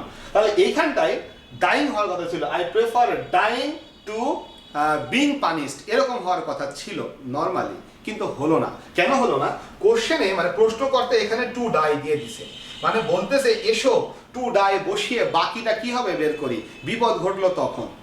এখন আমি যদি ডায়ের পরে দেন বসাই, এটা তো হবে না, কারণ প্রেফার আছে এখানটায়, প্রেফারের পরে তো দেন বসে না, টু বসে। তার মানে আমি এইটাকে সঠিক করতে পারছি না। রেদার দেন যদি বলি, ইয়েস এটা হতে পারে। আমি বলতে পারো ভাইয়া কেন হতে পারে? কারণ রেদার দেন দিয়ে কিন্তু কম্পেয়ার করা আরেকটা বিষয় আছে। এই রেদার শব্দটি এক ধরনের মোডাল ভার্ব। আমরা যখন মোডাল করব উড রেদার বা রেদার জিনিসটা শিখবো সেখানটায় ওটা কিন্তু কম্পেয়ার করতে বসে। একটু ছোট্ট করে বলে রাখি, প্রেফার শব্দটা দুটি নাউনের ভিতরে একটি বেশি পছন্দনীয় এটা বোঝাতে পারে। প্রেফার শব্দটা দুটি ক্রিয়ার মধ্যে একটি বেশি পছন্দনীয় এটা বোঝাতে পারে। কিন্তু উড রেদার অথবা শুধু রেদার পরে দেন এইটা শুধুমাত্র দুটি ভার্বের মধ্যে একটি ভার্ব বেশি পছন্দনীয় ওইটা বোঝাতে বসে। সো বুঝতেই পারছো, যদি আমি কখনো দুটি ক্রিয়ার মধ্যে একটিকে বেশি পছন্দনীয় বোঝাতে চাই তখন সেখানে প্রেফারের মতো আরও একটা জিনিস ব্যবহৃত হয়, সেটা হলো উড রেদার। কখনো কখনো উডটা উজ্জ থেকে শুধু রেদারও হয়। সো আমি সেই জন্য এখানে যেহেতু প্রেফার থাকলে টু হবে, আমি টু এর কোনো ব্যবহার কোথাও পেলাম না, এক জায়গায় পেলাম কিন্তু কাহিনী হয়ে গেল এখানে দেনও আছে। আবার এখানে টু পেলাম কিন্তু এখানে দেনও আছে, তার মানে এখানে দেন পেলাম কিন্তু বি ইনসাল্টেড হয়ে গেল, কিন্তু এখানে প্রেফারের ক্ষেত্রে দেন বসবে না। তার মানে এখানে আসলে প্রেফারের স্ট্রাকচার দিয়ে করা যাচ্ছে না, তাহলে অল্টারনেট আরেকটা কিছু খুঁজতে হবে। আমি এবার খুঁজলাম, সেটা হচ্ছে আরেকটা স্ট্রাকচার আছে উড রেদার পরে দেন, অথবা উডটা উজ্জ থেকে জাস্ট রেদার দেন। সো সেই কারণে আমি রেদার দেনের দিকে চলে গেলাম। তাহলে রেদার দেন আছে এই যে তিনটা জায়গায়, বাকিগুলোকে আমি বাদ দিয়ে দিলাম। তাহলে এখন সঠিক উত্তর হতে পারে বি নাম্বার, ডি নাম্বার অথবা ই নাম্বার। তাহলে আমরা এই ভেজাল কোশ্চেনটা যেখানে এসে দাঁড়ালাম, এই এত দূর পর্যন্ত তোমরা বুঝতে পারছো কিনা একটু আমাকে বলো, এত দূর পর্যন্ত বুঝতে পেরেছো কিনা? দ্রুত বলবা যে রেদার দেন কেন রেদার দেন ওয়ালা অপশনটি উত্তর হবে, বাকিগুলো কেন নয় আমি বলে ফেলেছি। এইবার রেদার দেনের কাহিনীতে এসে তোমাকে যেটা জানতে হবে, আমি একটু আগে বলেছিলাম আরো একবার বলি, যার সাথে যার তুলনা হবে এরা কিন্তু একই রকম হবে, এই কথা বারবার বলেছি। এবং এটা ইউনিভার্সাল কথা, এটা কম্পারেটিভ ডিগ্রি হোক, ইকুয়াল কম্প্যারিজন হোক, অ্যাজ হোক, রেদার হোক, প্রেফার হোক, যার সাথে যার তুলনা সব একই রকম। খেয়াল করো, আমি যখন এখানটা কম্পেয়ার করেছিলাম প্রেফারেবলের সাথে ডিসঅনারকে, দেখো সরি ডেথের সাথে ডিসঅনারকে কম্পেয়ার করেছিলাম। Death is preferable two dishonour, মানে অসম্মানের চেয়ে মৃত্যু হচ্ছে বেশি পছন্দনীয়। কম্পেয়ার করেছিলাম ডেথের সাথে ডিসঅনারকে, দুটাই নাউন ছিল। পরে তুমি যদি এখানে এসে দেখো, আমি কম্পেয়ার করেছি উড়ার সাথে, উড়ে যাবো, বিমানে যাবো, তার সাথে ট্রেনে যাওয়ার চাইতে। সো আমি যে ক্রিয়ার সাথে যে ক্রিয়ার কম্পেয়ার করলাম তারা একই রকম ছিল। এখানে আমরা কিন্তু প্রেফার দিয়ে কম্পেয়ার করছি না, বরং এখানে এখন উড রেদার দিয়ে কম্পেয়ার করছি। তাহলে তোমাকে জানতে হবে কার সাথে কার কম্পেয়ার, এরা যেন একই ফর্মে থাকে। সো আমি যদি এখানে এসে দেখি হি প্রেফার টু ডাই, সে মৃত্যু পছন্দ করে, রেদার দেন শাস্তি পাওয়ার চেয়ে, বরঞ্চ শাস্তি পাওয়ার চেয়ে সে মৃত্যু পছন্দ করে। তার মানে আমি এই যে ডাই বা টু ডাইয়ের সাথে কম্পেয়ার করছি টু পানিশড, দেখো মিললো না, কিন্তু আমি যে অর্থ করে বুঝলাম সে পছন্দ করে মরে যেতে শাস্তি পাওয়ার চাইতে বরঞ্চ সে মরে যেতে পছন্দ করে, এই বরঞ্চের জন্য রেদার শব্দটা আছে। এখন প্রশ্ন হলো আমি কম্পেয়ার করছি টু ডাই, মানে ডাইয়ের সাথে টু পানিশড, ভাইয়া মিললো কিনা? মিলে নাই। তাহলে আমি বলবো এইখানটায় টু পানিশ থাকার কারণে এটা ভাইয়া যার সাথে যার কম্পেয়ার একই রকম হলো না, বি নাম্বারটা বাদ। এবার দেখো আমি যদি ডিতে আসি, রেদার দেন ইনসাল্টেড, এটা যদি বিলাই, দেখো এটাও কিন্তু মিললো না, কারণ ইনসাল্টেড হওয়ার চেয়ে মরে যাওয়া পছন্দনীয়। হ্যাঁ, এখানে দেখো দুইটা ফর্ম কিন্তু একই রকম হচ্ছে না। আমি কম্পেয়ার করছি রেদার দেন দিয়ে, প্রেফার দিয়ে না। দেন দেখো কম্পেয়ার করছি, এবার দেখো বি ভার্বের বেস ফর্ম, হয়তো এখানে টু ছিল কিন্তু ভার্বটা কিন্তু বেস ফর্মে ছিল। সো আমরা এখানেও ভার্বের বেস ফর্ম পেলাম। Rather than to be insulted লিখলে হতো, কিন্তু টুটা উজ্জ্ব রেখেছে ভাইয়া, প্রবলেম নাই। কিন্তু দেখো কম্পেয়ার করলাম যে ক্রিয়ার সাথে ডাই, এখানে বি ইনসাল্টেড প্যাসিভ হয়েছে, সেখানে বিটা মেন ভার্ব এবং সেটা কোন ফর্মে আছে? বেস ফর্মে। ডাইটা কোন ফর্মে আছে? বেস ফর্মে। সো এই জন্য আমরা কিন্তু সঠিক উত্তর এখানে ই নাম্বারটাকে দিচ্ছি, he prefer to die rather than be insulted. So দ্রুত আমাকে বলো এই কোশ্চেনটা বুঝতে পেরেছো কিনা? এটা কিন্তু যথেষ্ট ক্রিটিক্যাল কোশ্চেন, একটা মজার জিনিস খেয়াল করে দেখো, ইউটিউবের বিভিন্ন ভিডিও, বিভিন্ন স্যারেরা ক্লাসগুলো নেয়, বিভিন্ন লাইভ টাইম ক্লাসে দেখো ভাই, যত ভেজাল কোশ্চেন এড়িয়ে যায়, সহজ সহজ সস্তা কোশ্চেন যেগুলো বোঝানো যায় এগুলো দিয়ে দেয়। এই ধরনের কোশ্চেনগুলো সেখানে কোথাও রাখা হয় না, বিকজ এগুলো বোঝানো কিন্তু যথেষ্ট কঠিন। ওকে, সবাই মানে বুঝতে পারছো ভাই? এবার দেখো আমাদের ভেরি প্লাস পজিটিভ ডিগ্রি বা present participle, must plus comparative degree বা পাস্ট পার্টিসিপল। এইখানে একটু তোমাকে বলে রাখি, অনেক সময় তুমি দেখবা যে একটা পজিটিভ ডিগ্রি আছে, এর পূর্বে শূন্যস্থান দেওয়া। ভালো করে লক্ষ্য করো, সুপারলেটিভ ডিগ্রির পূর্বে শূন্যস্থান ভাইয়া সবাই পারি দি বসে, ডি প্লাস সুপারলেটিভ জানি আমরা, কিন্তু যখন শূন্যস্থান থাকে কোনো পজিটিভ ডিগ্রির পূর্বে তখন আমরা অনেক সময় কনফিউজড হয়ে পড়ি কি দিব। অথবা যখন শূন্যস্থান থাকে কোনো আইএনজির পূর্বে তখন আমরা কনফিউজড হয়ে পড়ি আমি এখানে কি দিব। যখন শূন্যস্থান থাকে কোনো একটা কম্পারেটিভ ডিগ্রির পূর্বে তখন কনফিউজড হয়ে পড়ি কি দেব। অথবা যখন একটা পাস্ট পার্টিসিপলের পূর্বে শূন্যস্থান থাকে তখন কনফিউজড হয়ে পড়ি কি দিব। মনে রেখো প্রেজেন্ট পার্টিসিপল মানে ভার্বের আইএনজি ফর্ম অথবা পজিটিভ ডিগ্রি এই দুইটার পূর্বে কিন্তু ভেরি বসে। আমি আবারও বলছি প্রেজেন্ট পার্টিসিপল মানে ভার্বের আইএনজি ফর্ম এবং পজিটিভ ডিগ্রি এটার পূর্বে কি বসে ভেরি বসে। কম্পারেটিভ ডিগ্রি এবং পাস্ট পার্টিসিপলের পূর্বে মাচ বসে। মনে করো হি ইজ বেটার আমি কি বলবো much better. He is very better হয় না হি ইজ মাচ বেটার কিন্তু he is very good. So comparative ডিগ্রির পূর্বে much. Interested he is much interested not very interested. যদি আমরা ভেরি ইন্টারেস্টেড বলি বাট মনে রাখবা উত্তর কিন্তু বেস্ট আনসার হলো মাচ ইন্টারেস্টেড কারণ ভি3 পূর্বে কিন্তু মাচ বসে। তাহলে সেই ক্ষেত্রে আমি বলবো ভি3 পূর্বে মাচ, কম্পারেটিভ ডিগ্রির পূর্বে মাচ, আইএনজি পূর্বে ভেরি, পজিটিভ ডিগ্রির পূর্বে ভেরি। সো এই রুলটা তোমাকে জানতে হবে। এবার প্রথমে চলে আসি দেখো হানি ইজ সুইট। যেহেতু সুইট শব্দের পজিটিভ ডিগ্রি সো আমরা বলবো এখানে ভেরি সুইট হবে। হানি ইজ ভেরি সুইট। অনেক সময় টু মাস সুইট মাস টু অনেক বইয়ে উত্তর করেছে মাস টু সুইট অনেক পরিমাণ বেশি পরিমাণে মাস টু হয়। আমি আসলে এটার কোনো রেফারেন্স সেভাবে পাই নাই। এটা হলো স্পোকেন ইংরেজিতে ব্যবহৃত হয় মাস টু এরকম একটা রুল আছে যেটা স্পোকেনে ব্যবহৃত হয় কথা বলার সময়। রিটেন এক্সপ্রেশনে মাস টু বলে কোনো স্ট্রাকচার আমি পাই নাই। সো সেই কারণে আমি এটাকে উত্তর করছি না। দু একটা বই কিন্তু মাস টু উত্তর করেছে। সো আমি বলবো এখানে ভেরি হবে বিকজ এটা হচ্ছে ব্যারোস্টোফেলের ভিতরে রুলটি লেখা আছে যে আমরা ভেরি কোথায় দিয়ে মাস করে দিই সেখান থেকে আমি বললাম কথাটা। দেন চলে আসি the book is dash better. Better comparative degree তাহলে কি দিব আমরা জানি মাচ বেটার দিব। লক্ষ্য করো বেটার যেহেতু কম্পারেটিভ তুমি কিন্তু মোর বেটার করতে পারো না, ভেরি বেটার করতে পারো না কারণ ভেরি বসে পজিটিভ ডিগ্রির পূর্বে। ফার বেটার করতে পারো কারণ আমি বলেছিলাম কম্পারেটিভ ডিগ্রির পূর্বে ফারও বসে, ফারও বসে তবে মেনলি বসে কি মাচ। সো আমি এখানে মাছকে উত্তর দিলাম। অপশনে মাছকে না পেলে ফার শব্দটিও ব্যবহার করতে পারতে। দেন 3 নম্বর দেখো my house is dash comfortable than. এরকম কোশ্চেনে ভেদাল হয়ে দেন আছে কমফোর্টেবল আছে ভেদাল বেঁধে গেছে। কোনো ভেদাল বাদে নাই যেহেতু দেন আছে তার মানে আগে কম্পারেটিভ হবে। তাহলে কমফোর্টেবল শব্দটাকে আগে কম্পারেটিভ বানাও। তাহলে কম্পারেটিভ বানাতে হলে আমি আগে কম্পারেটিভ বানাবো এই যে মোর দিয়ে।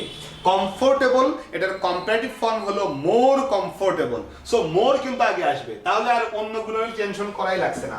উত্তর হলো এইটা মাচ মোর কমফোর্টেবল। মনে হতে পারে ভাইয়া মাচ মোর কমফোর্টেবল মানে কি অনেক বেশি, অনেক বেশি তুলনা করলাম কিন্তু একটার পরিমাণ অনেক বেশি তখন আমরা মাচ শব্দটা বসে। He is better than I সে আমার চেয়ে ভালো, he is much better than I সে আমার চেয়ে অনেক বেশি ভালো। এরকম সময় আমরা কম্পারেটিভ ডিগ্রির পূর্বে মাচ শব্দটা বসাই। সো আমার মনে হয় বুঝতে পারছো। দেন চলে আসি পরের question. Choose the correct sentence the patient is very better. ভাইয়া ভেরি বেটার এটা তো হওয়ার কোনো সুযোগই নাই তার কারণ বেটার হলো comparative degree. The patient is much better today এইটা হতে পারে তার কারণ কম্পারেটিভ ডিগ্রির পূর্বে মাচ বসে। The patient is more better হতে পারে না কারণ মোরও কম্পারেটিভ বেটারও কম্পারেটিভ দুইটা কম্পারেটিভ এইভাবে একসাথে বসবে না। The patient is more good. ভাইয়া গুডের কম্পারেটিভ ফর্ম বেটার আছে তাহলে মোর গুড দেওয়ার কোনো প্রয়োজন নেই এটা হবে না। সো সঠিক উত্তর বি নাম্বার ছাড়া আর কোনো রাস্তা নেই। দেন 5 নম্বরে চলে আসে I feel dash now. I feel dash now. এখন এখানে দেখো more happier, much happy, much happier, more happy. So এখন প্রশ্ন হলো হ্যাপি শব্দের কম্পারেটিভ ফর্মটা কি? হ্যাপি শব্দের কম্পারেটিভ ফর্ম হলো হ্যাপিয়ার, সুপারলেটিভ হলো হ্যাপিয়েস্ট। তাহলে সেই ক্ষেত্রে মোর হ্যাপি বা মোর হ্যাপিয়ার, মোরও দিলাম হ্যাপিয়ারও দিলাম, দুইখানা দিয়ে এটাকে উত্তর ভুল হবে বলে ঘোষণা দিলাম। তার কারণ তুমি তো হ্যাপি থেকে হ্যাপিয়ার কম্পারেটিভ করেছো আবারও কেন মোর দিবে? সুতরাং এ নাম্বারটি তো হবে না। দেন বি নাম্বার দেখো মাচ হ্যাপি। যেহেতু হ্যাপি হলো পজিটিভ ডিগ্রি, পজিটিভ ডিগ্রি পূর্বে ভেরি বসে সুতরাং তুমি কিন্তু এখানে মাচ হ্যাপি করতে পারছো না। দেন মাচ হ্যাপিয়ার এইটা হতে পারে কারণ কম্পারেটিভ ডিগ্রি পূর্বে মাচ বসে এটা হতে পারে কিন্তু মোর হ্যাপি ভাইয়া হবে না কারণ হ্যাপির কম্পারেটিভ হ্যাপিয়ার, মোর হ্যাপি হওয়ার কোনো সুযোগ নেই। দেন 6 নম্বর দেখো দি ওয়েদার ইজ ড্যাশ গ্লুমিয়ার। দেখো গ্লুমিয়ার কম্পারেটিভ করা আছে দেন দেওয়া আছে। এখন কম্পারেটিভের পূর্বে কি হবে? আমি যেহেতু দেন এখানে পেয়ে গেছি আবারও তো দেন হতে পারে না তাহলে মোর দেন অপশন বি কিন্তু বাদ। ভেরি তো হবে না কারণ কম্পারেটিভ ডিগ্রির পূর্বে ভেরি বসে না, ভেরি বসে পজিটিভ ডিগ্রির পূর্বে। এখন হতে পারে মাচ হতে পারে মোর। ভাইয়া গ্লুমিয়ার তো এমনি কম্পারেটিভ, আবার কি মোর কম্পারেটিভ ব্যবহার করা যাবে? যাবে না। তাহলে সম্ভাব্য সঠিক উত্তর একটাই, সেটা হলো ডি নাম্বারটা, মাছ। আমার মনে হয় তোমরা ক্লিয়ার বুঝতে পেরেছো যে মাছ হবে আমাদের উত্তর, তার কারণ এখানে কম্পারেটিভ ডিগ্রির পূর্বে একটা মাছ বসতে পারে। আমার মনে হয় এই সবগুলো কোশ্চেন বুঝতে কারো কোনো সমস্যা নেই। দ্রুত বলো তো ভাইয়া এই কটা কোশ্চেন বুঝতে পেরেছো কিনা, দ্রুত বলবা। ওকে, তাহলে আমরা চলে যাচ্ছি এরপরে। দেখো ডাবল কম্পারেটিভ আমরা এখন শেখা শুরু করবো। একটু বলে রাখি এই টপিকটি হলো মহা ইম্পর্টেন্ট। তোমাদের লেকচার শিটটা যদি খোলো দেখো সেখানে এরকমের তারার ছড়াছড়ি, তারার মেলা, অনেক তারা, সেই তারার মেলা আছে সেখানটায়, বিকজ এটা মোস্ট ইম্পর্টেন্ট টপিক এখানকার পরীক্ষায় আসে। সো ডাবল কম্পারেটিভ মানে বুঝতেই পারছো, ডাবল মানে হলো দুইটা। সো আমরা দুইটা কম্পারেটিভ ব্যবহার করি বাক্যের ভিতরে, তাহলে আমাদের কখন এরকমের দুইটা কম্পারেটিভ ব্যবহার হয়? সো দুইটা কম্পারেটিভ ব্যবহারের ক্ষেত্রে দুটি বিষয় থাকে। একটার নাম হলো গ্রাজুয়াল ইনক্রিজ, আমি সেটার এক্সাম্পল দিব, এটা তোমাদের শিখে নাই। একটা হলো গ্রাজুয়াল ইনক্রিজ বোঝায়, এটা খুব একটা ইম্পর্টেন্ট না, মাঝে মাঝে ট্রান্সলেশনের ভিতরে আসে গ্রাজুয়াল ইনক্রিজ। আরেকটা যেটা সেটা হলো প্যারালাল ইনক্রিজ। সো এই প্যারালাল ইনক্রিজটাই বেশি ইম্পর্টেন্ট, আমি বলেছি এটাই পরীক্ষায় আসে। তবে আমরা শেখার সময় আসলে পুরোটাই শিখবো ইনক্রিজ, আমরা দুইটাই শিখবো।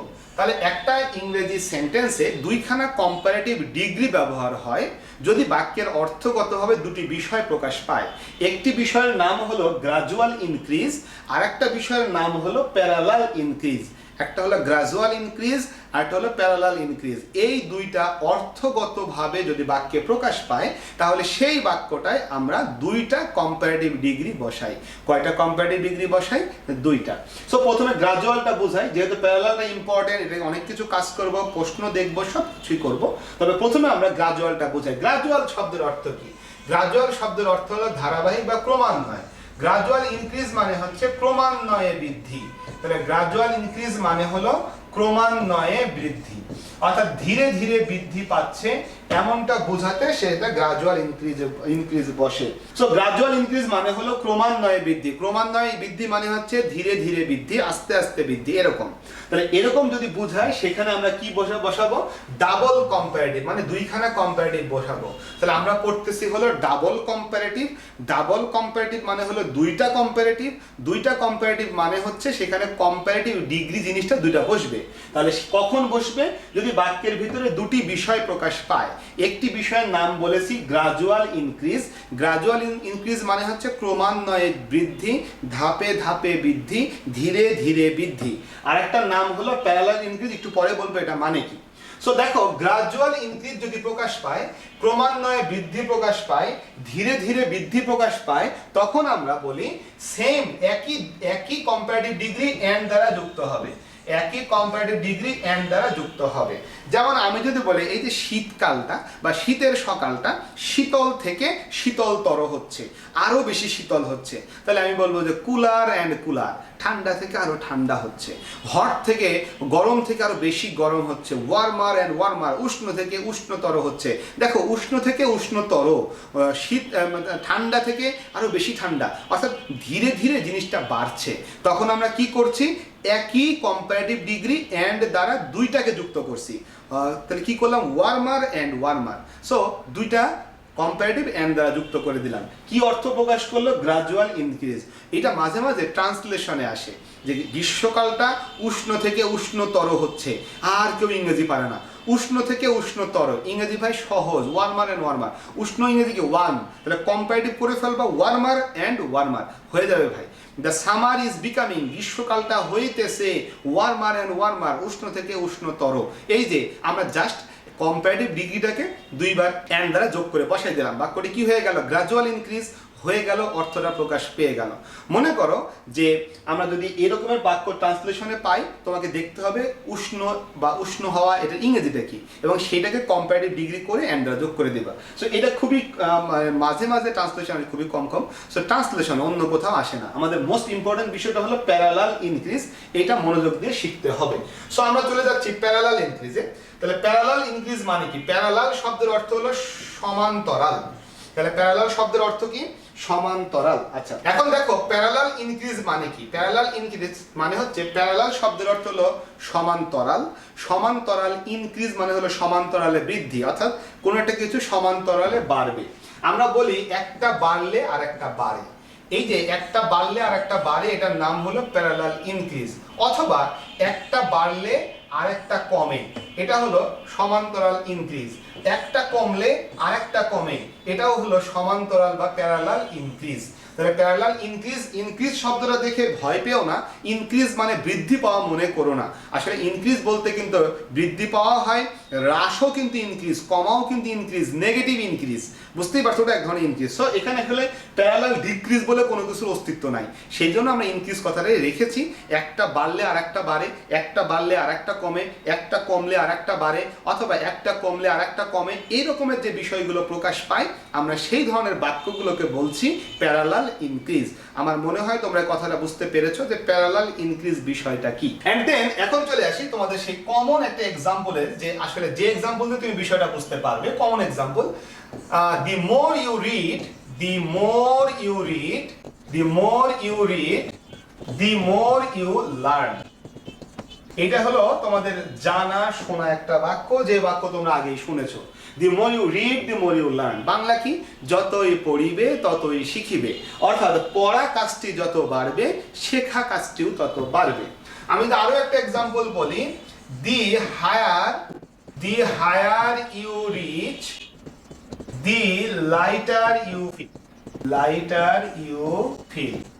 অথবা আমি যদি বলি the greater the demand, the higher the price। the greater the demand, the higher the price। এই যে বাক্যগুলো লিখেছি প্রতিটা বাক্য হচ্ছে প্যারালাল ইনক্রিজের এক্সাম্পল। লক্ষ্য করো, the more you read, the more you learn। যতই পড়িবে ততই শিখিবে, পড়া যত বাড়বে শেখা তত বাড়বে। the higher you reach, the lighter you feel। যত উপরে তুমি পৌঁছাবে তত হালকা তুমি বোধ করবে, যত উপরে পৌঁছাবে তত হালকা বোধ করবে। তার মানে উপরে যত পৌঁছাবে, হাই যত বেশি হবে, হালকা তত বেশি হবে। দেন দেখো, দি গ্রেটার দি ডিমান্ড, অর্থাৎ চাহিদা যত বাড়বে, হায়ার দি প্রাইস, মূল্য তত বাড়বে, অর্থাৎ চাহিদা যত বাড়বে প্রাইস তত বাড়বে। একটা বাড়লে আরেকটা বাড়ে, এটার নাম হলো প্যারালাল ইনক্রিজ।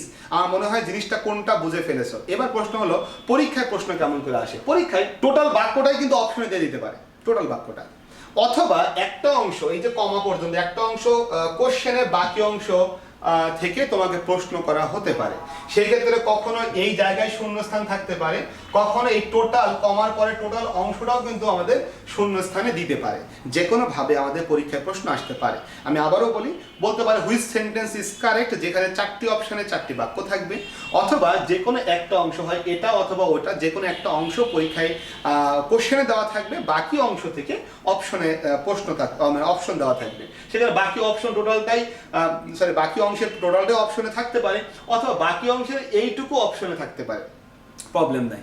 এখন প্রশ্ন হলো, অপশনে উত্তর যে প্যারালাল ইনক্রিজ দিয়ে হবে বুঝবো কিভাবে, উত্তর করব কিভাবে।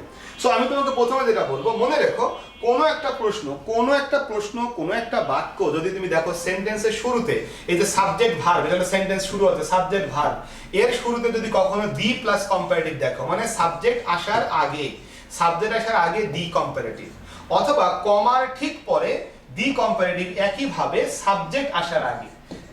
এখন পরীক্ষার প্রশ্নে কোনটা দেওয়া থাকবে আর কোনটা তোমার কাছে চাওয়া হবে এটা আমি জানি না, তুমি খালি বুঝবা যে কমা হচ্ছে এখানে একটা ডিভাইডেশন, কমার আগের অংশ আর পরের অংশ। সো কমার আগের অংশ যদি কোশ্চেনে দেওয়া থাকে, তাহলে তুমি দেখবা সাবজেক্টের আগে দি কম্পারেটিভ এই অংশটা আছে কিনা, অথবা যদি কমার পরের অংশটা কোশ্চেনে দেওয়া থাকে তাহলে এখানেও দেখবা সাবজেক্টের আগে দি কম্পারেটিভ আছে কিনা। দেখো নরমালি কিন্তু কম্পারেটিভ ডিগ্রির পূর্বে দি বসে না। সো তুমি যখনই কম্পারেটিভ ডিগ্রির পূর্বে দি পাচ্ছ, এটা বাক্যের শুরুতে মানে সাবজেক্টের আগে, অথবা কমার পরে সাবজেক্টের আগে, তখনই তুমি বুঝে ফেলেছো এই বাক্যটি প্যারালাল ইনক্রিজের বাক্য। এই বাক্যটি কিসের বাক্য? প্যারালাল ইনক্রিজের। তখন কি করতে হবে? অ্যাকশন শুরু করতে হবে। কি অ্যাকশন? মনে রেখো, এই যে কমার আগের অংশ এবং পরের অংশ গঠনগতভাবে একই রকম হবে, আমরা বলি দুই পাশ প্যারালাল হবে। লক্ষ্য করো, এখানে দি কম্পারেটিভ, তারপরে সাবজেক্ট, তারপরে ভার্ব। কমার পরে দেখো এই যে দি কম্পারেটিভ, এই যে সাবজেক্ট, এই যে ভার্ব। অর্থাৎ দুই পাশ দেখো একেবারেই অভিন্ন স্ট্রাকচার। হ্যাঁ, এইটুকু মিলে যাওয়ার পরে এখানে এক্সট্রা কিছু কথা থাকতেই পারে, কিন্তু এখানে যতটুকু আছে এটা আগে মিলতে হবে, তারপরে এক্সট্রা কথা এখানেও থাকতে পারে ওখানেও থাকতে পারে, বাট আমাদের মূল স্ট্রাকচারটুকু যেন মিলে যায়। খেয়াল করার পরেরটা, দি হায়ার কম্পারেটিভ দিয়ে শুরু, subject verb, the lighter subject verb. এখানে দেখো দি গ্রেটার, দি ডিমান্ড, এখানে সাবজেক্ট ভার্ব কোনো কিছু নাই, আছে আসলে উজ্জ আছে। The greater the demand is, the higher the price is, এরকম একটা বি ভার্ব উজ্জ রেখে দিয়েছে, এই বাক্যটা এরকমই। সো দেখো the greater, the comparative, the noun, the comparative, the noun. So বুঝতেই পারছো যে কমার আগে কমার পরে একই স্ট্রাকচার থাকে, তারই নাম হচ্ছে প্যারালাল ইনক্রিজ। সো দেখো তাহলে আমাদের কাজ হলো কমার আগের অংশ আর কমার পরের অংশ একই রকম যেন স্ট্রাকচার হয় সেটা দেওয়া, এবং মনে রাখবা কমার আগে দি কম্পারেটিভ দিয়ে শুরু হবে, সাবজেক্টের আগে দি কম্পারেটিভ, অথবা কমার পরে থাকবে দি কম্পারেটিভ। এই দি কম্পারেটিভ বলে দিবে যে এটা আসলে একটা প্যারালাল ইনক্রিজের কোশ্চেন, এন্ড দেন উত্তর করার সময় তুমি কমার আগের অংশ বা পরের অংশ যেটা দেওয়া থাকবে প্রশ্নে, দুই অংশের ভিতরে যেন গঠনগত সিমিলারিটি থাকে, সেম যেন হয়, দুই পাশ দেখে দিলেই উত্তরটা হয়ে যাবে। সো এই হচ্ছে আমাদের প্যারালাল ইনক্রিজের কোশ্চেন চেনা এবং উত্তর করার সিস্টেম। আমি তোমাকে এখন দেখাবো কোশ্চেনগুলো কিভাবে উত্তর করা লাগে। দেন চলে আসি দেখো কোশ্চেনে, চলে আসি দেখো practice question. It is generally true that the lower the, এই দেখো দ্যাটের পরের এই যে অংশটা শুরু হলো দেখো কমা, দি লোয়ার দি কম্পারেটিভ দি স্টক মার্কেট ফলস, এটা হলো ভার্ব, দি স্টক মার্কেট হলো সাবজেক্ট, তাহলে দি লোয়ার হচ্ছে সাবজেক্টের আগে। তাহলে যেহেতু সাবজেক্টের আগে দি প্লাস কম্পারেটিভ দেওয়া আছে, তাহলে সাবজেক্টের পরেও কিন্তু আমরা বলবো যে একই রকমের স্ট্রাকচার হবে, অর্থাৎ এটি প্যারালাল ইনক্রিজে গিয়েছে। কিভাবে বুঝলাম লক্ষ্য করো, এই যে এই অংশটুকুতে একটা এক্সট্রা ক্লজ, এইটুকু নিয়ে কাজ নাই, কিন্তু যখনই আমাদের এই ক্লজটা দ্যাটের পরেতে ক্লজটা শুরু হলো, দেখো এখানে সাবজেক্ট দ্য স্টক মার্কেট এবং ফলস হলো ভার্ব, এই সাবজেক্ট ভার্বের আগে দি প্লাস কম্পারেটিভ এসেছে। সো তখন আমরা বুঝতে পারলাম যেহেতু সাবজেক্টের আগে দি প্লাস কম্পারেটিভ, তার মানে বাক্যটি কিন্তু আসলে কি প্যারালাল ইনক্রিজের বাক্য। তাহলে আমরা জানি কমার পরে কি হবে, একই স্ট্রাকচারে যাবে। সো এই অংশটুকু কোন স্ট্রাকচার ছিল, দি কম্পারেটিভ সাবজেক্ট তারপরে ভার্ব, তাহলে এখানেও হবে the comparative plus subject plus verb. তাহলে দি কম্পারেটিভ কোথায় আছে, দেখো দি আছে কিন্তু কম্পারেটিভ নাই, এটা বাদ। The higher the price of gold, yes এটা হতে পারে, তাহলে আমরা বলবো সি নাম্বারটি সঠিক উত্তর হতে পারে। The higher the price of gold rises, এই যে দি প্রাইস অফ গোল্ড হলো আমাদের সাবজেক্ট আর রাইজেস হলো আমাদের ভার্ব। সো বাকি অপশনগুলো দেখো ভাইয়া আর কোনোটা হয় না, কারণ আমাদের কমার পরেও সেম স্ট্রাকচার আনতে হবে।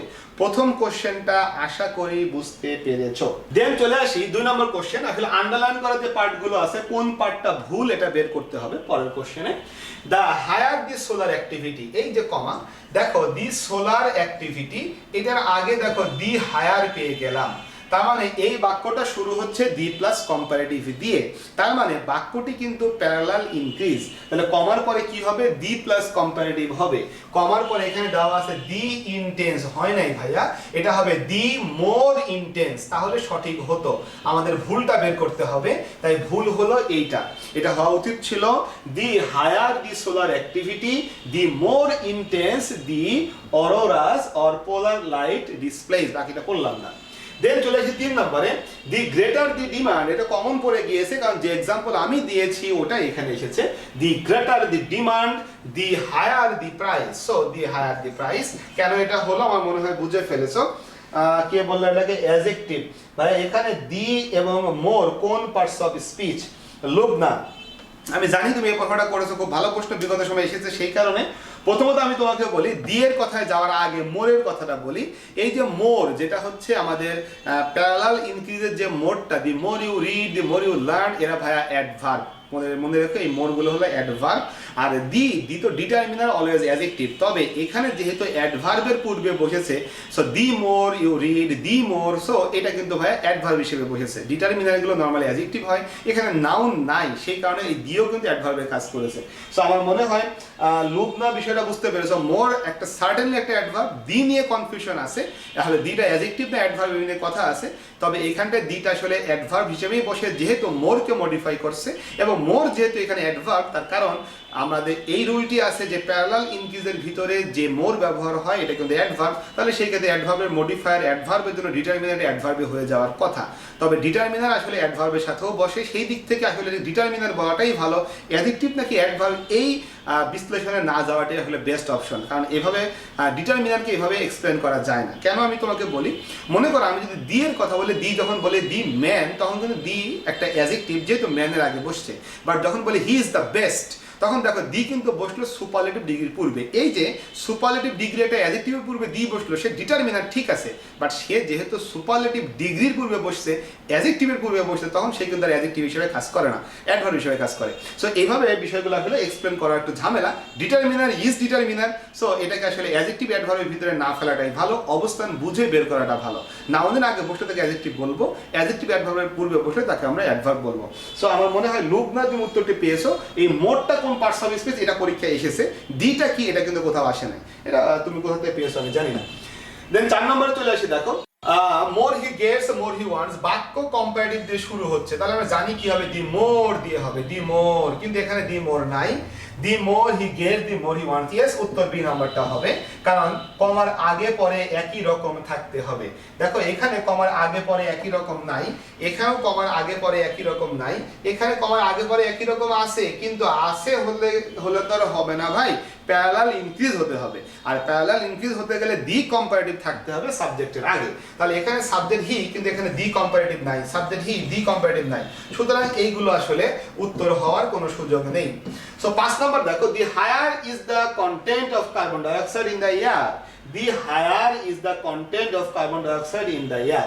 লক্ষ্য করো এখানে কিন্তু দি হায়ার এটা আগে আসলো, তবে এরপরে সাবজেক্ট আসে নাই, কিন্তু বাক্য শুরু হয়েছে দি কম্পারেটিভ দিয়ে। তাহলে আমি বুঝে ফেলেছি যে এটাও কিন্তু আসলে প্যারালাল ইনক্রিজের ভিতরেই পড়বে। তাহলে আমরা এখানে কি করব, কমার পরে আবারও দিব দি কম্পারেটিভ, তারপরে ভার্ব। স্ট্রাকচার কিন্তু সেম, এই যে দি কম্পারেটিভের পরে ভার্ব, তাহলে দি কম্পারেটিভ কই আছে, দি মোর হিট ইট রিটেন্স, এই যে উত্তর হবে এইটা। The higher is the content of carbon dioxide in the air, the more heat, the more, আর কোনটা হয় না ভাই। দেখো এখানে যদিও সাবজেক্ট চলে এসেছে আগে, the more retains, the more it retains heat, the more heat it retains, বা more heat ইট তো ভাইয়া পরে যাবে না, সো আর কোনো অপশন নাই, এই জন্য সঠিক উত্তর এটাকেই করছি, যেহেতু কমার পরে আমার দি প্লাস কম্পারেটিভ লাগবেই লাগবে। সো বাকি কোনো অপশন আমাকে দি প্লাস কম্পারেটিভ প্রোভাইড করে নাই, সো এই জন্য আমরা এটাকে উত্তর করে ফেললাম। তবে এই ক্ষেত্রে কিন্তু দেখো কমার আগের অংশ আর কমার পরের অংশ হুবহু একরকম হচ্ছে না, তার কারণ ইটের কারণে। ইট তো ইন্ট্রোডাক্টরি ইট, এটার আগে আসলে সাবজেক্ট মানে ভার্ব আসতে পারে না। এখানে দেখো দি কন্টেন্ট অফ কার্বন ডাইঅক্সাইড, এটা হলো সাবজেক্ট, ইজ হলো ভার্ব, কিন্তু এখানে ইটের আগে রিটেনটাকে আনা যাচ্ছে না, বিকজ ইট তো ইন্ট্রোডাক্টরি, ও সবসময় শুরুতেই বসবে, সেই জন্য আমরা এখানটাকে এইভাবে রাখছি। বাট কমার পরে দি কম্পারেটিভ দেখেই কিন্তু আমরা সঠিক উত্তরটা ভাইয়া এখানে পেয়ে গেছি। সো উত্তর আমরা ডি নম্বরকে করলাম। সো ওকে একটু বলো ভাইয়া, এই 5টা কোশ্চেন বুঝতে কারো কোনো সমস্যা আছে কিনা, এই 5টা কোশ্চেন বুঝতে আমরা এর পরের দিকে যাব, দ্রুত বলো 5টা কোশ্চেন বুঝতে কারোর কোনো সমস্যা আছে কিনা। সো আমরা এরপরে চলে যেতেছি, 5 পর্যন্ত হয়ে গেছে, আমরা এরপরে চলে যাব হচ্ছে তাহলে নেক্সট ক্লাসে বাকি 10টা কোশ্চেন থেকে আমরা আবার আগের দিকে এগোবো, এবং এই শীটটা হয়তো আগামী ক্লাসে অবশ্যই শেষ হয়ে যাবে। সো তোমরা দীর্ঘ সময় আমার সাথে ক্লাস করেছো বলে অসংখ্য ধন্যবাদ। এই ক্লাসটা আজকে মানে কিছুক্ষণের ভিতরে আপলোড করে দিব। আমার মনে হয় ক্লাসগুলো যারা একটু দেরিতে জয়েন করেছো দেখে ফেলবা। ঠিক আছে, দেখা হবে নেক্সট ক্লাসে, সেই পর্যন্ত তোমাদের কাছ থেকে বিদায় নিচ্ছি, তোমাদের সোহেল ভাইয়া, আল্লাহ হাফেজ।